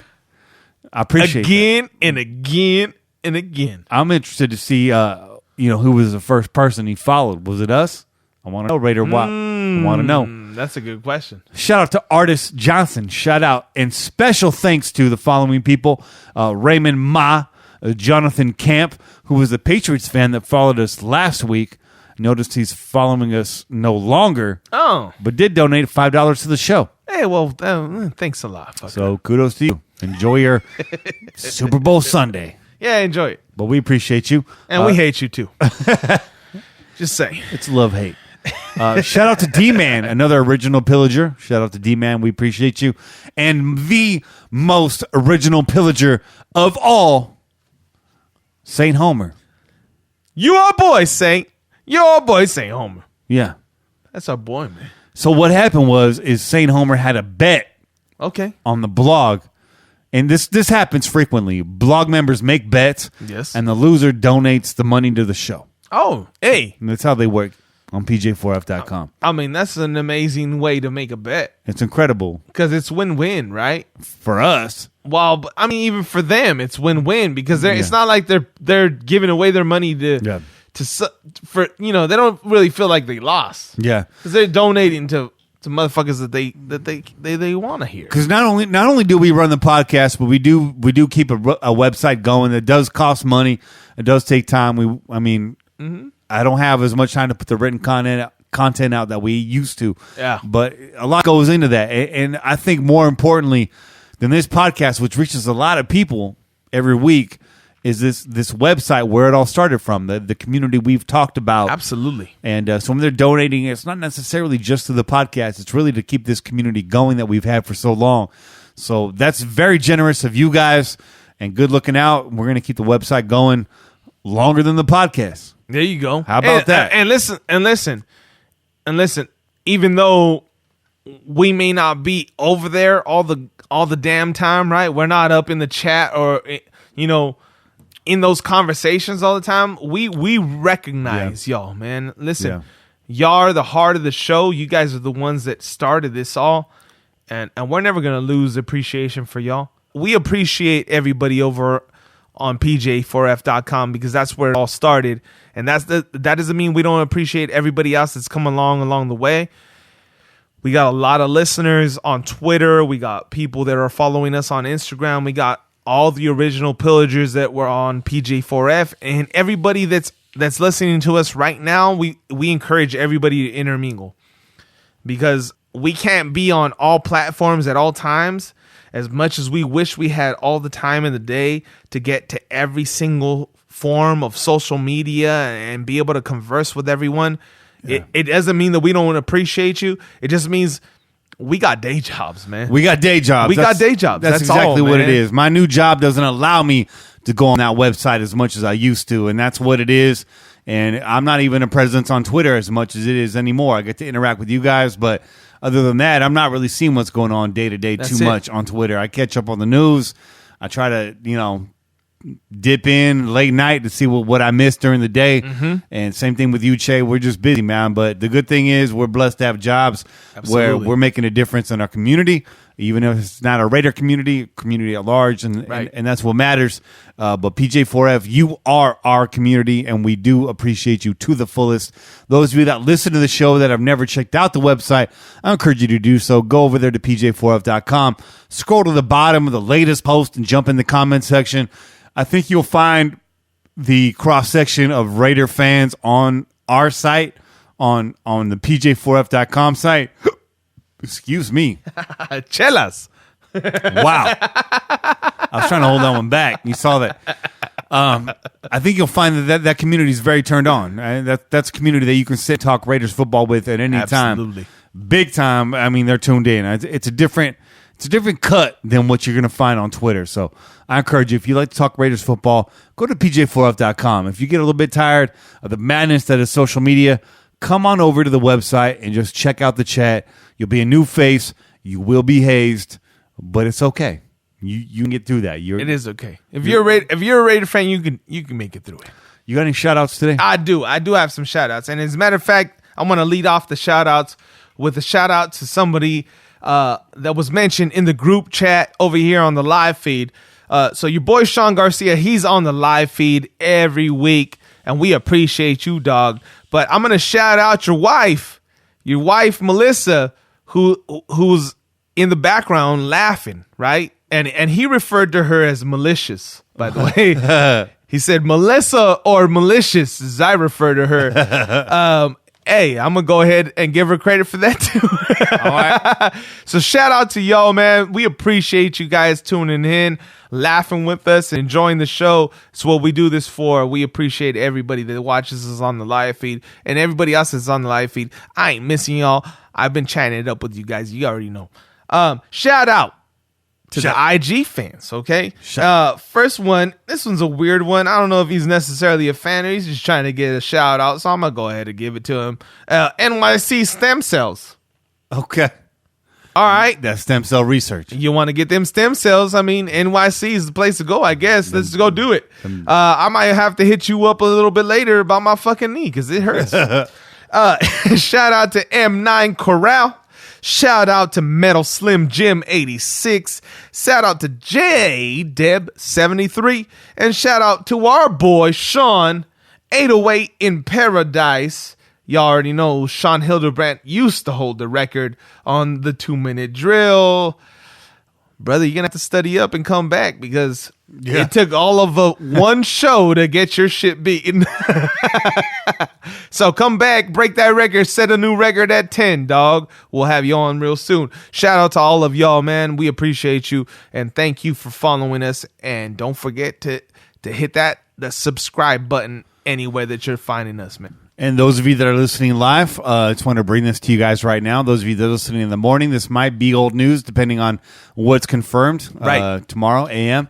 But we've been teasing this for a while, and it looks like it just came out. The Oakland Raiders will remain in the Bay Area for 2019. That's right. However, they will be playing at Oracle Park. formerly AT&T Park. I mean, where did you hear that first? I don't know. I don't know. They question our sources, Jay. Right, I don't either. They question our sources. But good news is Raiders back in the Bay. Bad news is not in Oakland, but playing over at Oracle Park, formerly AT&T Park, formerly Pac Bell Park, home of the Barry Bonds Elbow Hardware. Yeah, all that. It looks like reported by Raj Mathal from NBC Bay Area that they will be playing in Oracle Park, current home of the San Francisco Giants, former home of your San Francisco Demons in the XFL.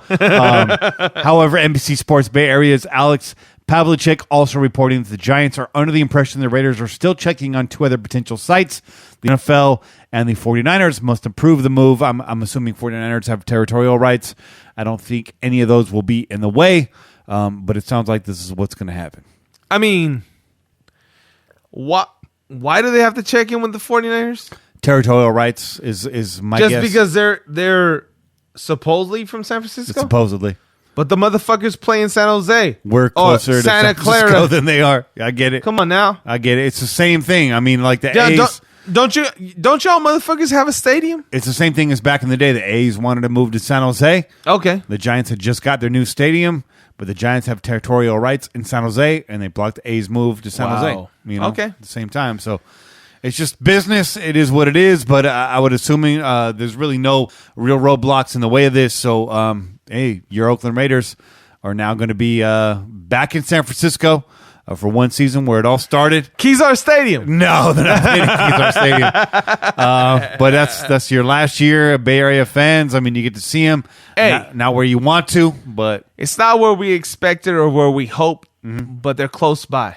Yeah. And so all of y'all that are in the Bay that wanted this team nearby so you can go watch them, I expect every single one of y'all to show up on Sunday. Yeah. And your boy Kenny and I, we're going to do whatever the fuck we can to get out there too. Yeah. And I don't know how much of a tailgate section that Oracle Park's going to have, but if they got anything, we're going to try to find it so we can put up this motherfucking podcast. That's it. You better believe that. You better believe that. And to those of you out there that took seats last game, took some seat badges. I saw last game in Oakland.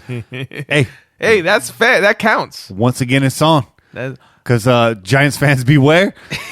Your seat might not be there when you get back. I'm just trying to let you know.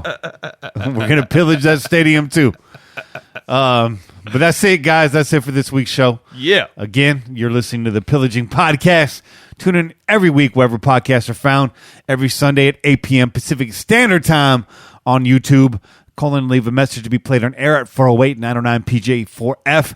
Download the official Pillaging app. You won't regret it. Available for iOS and Android.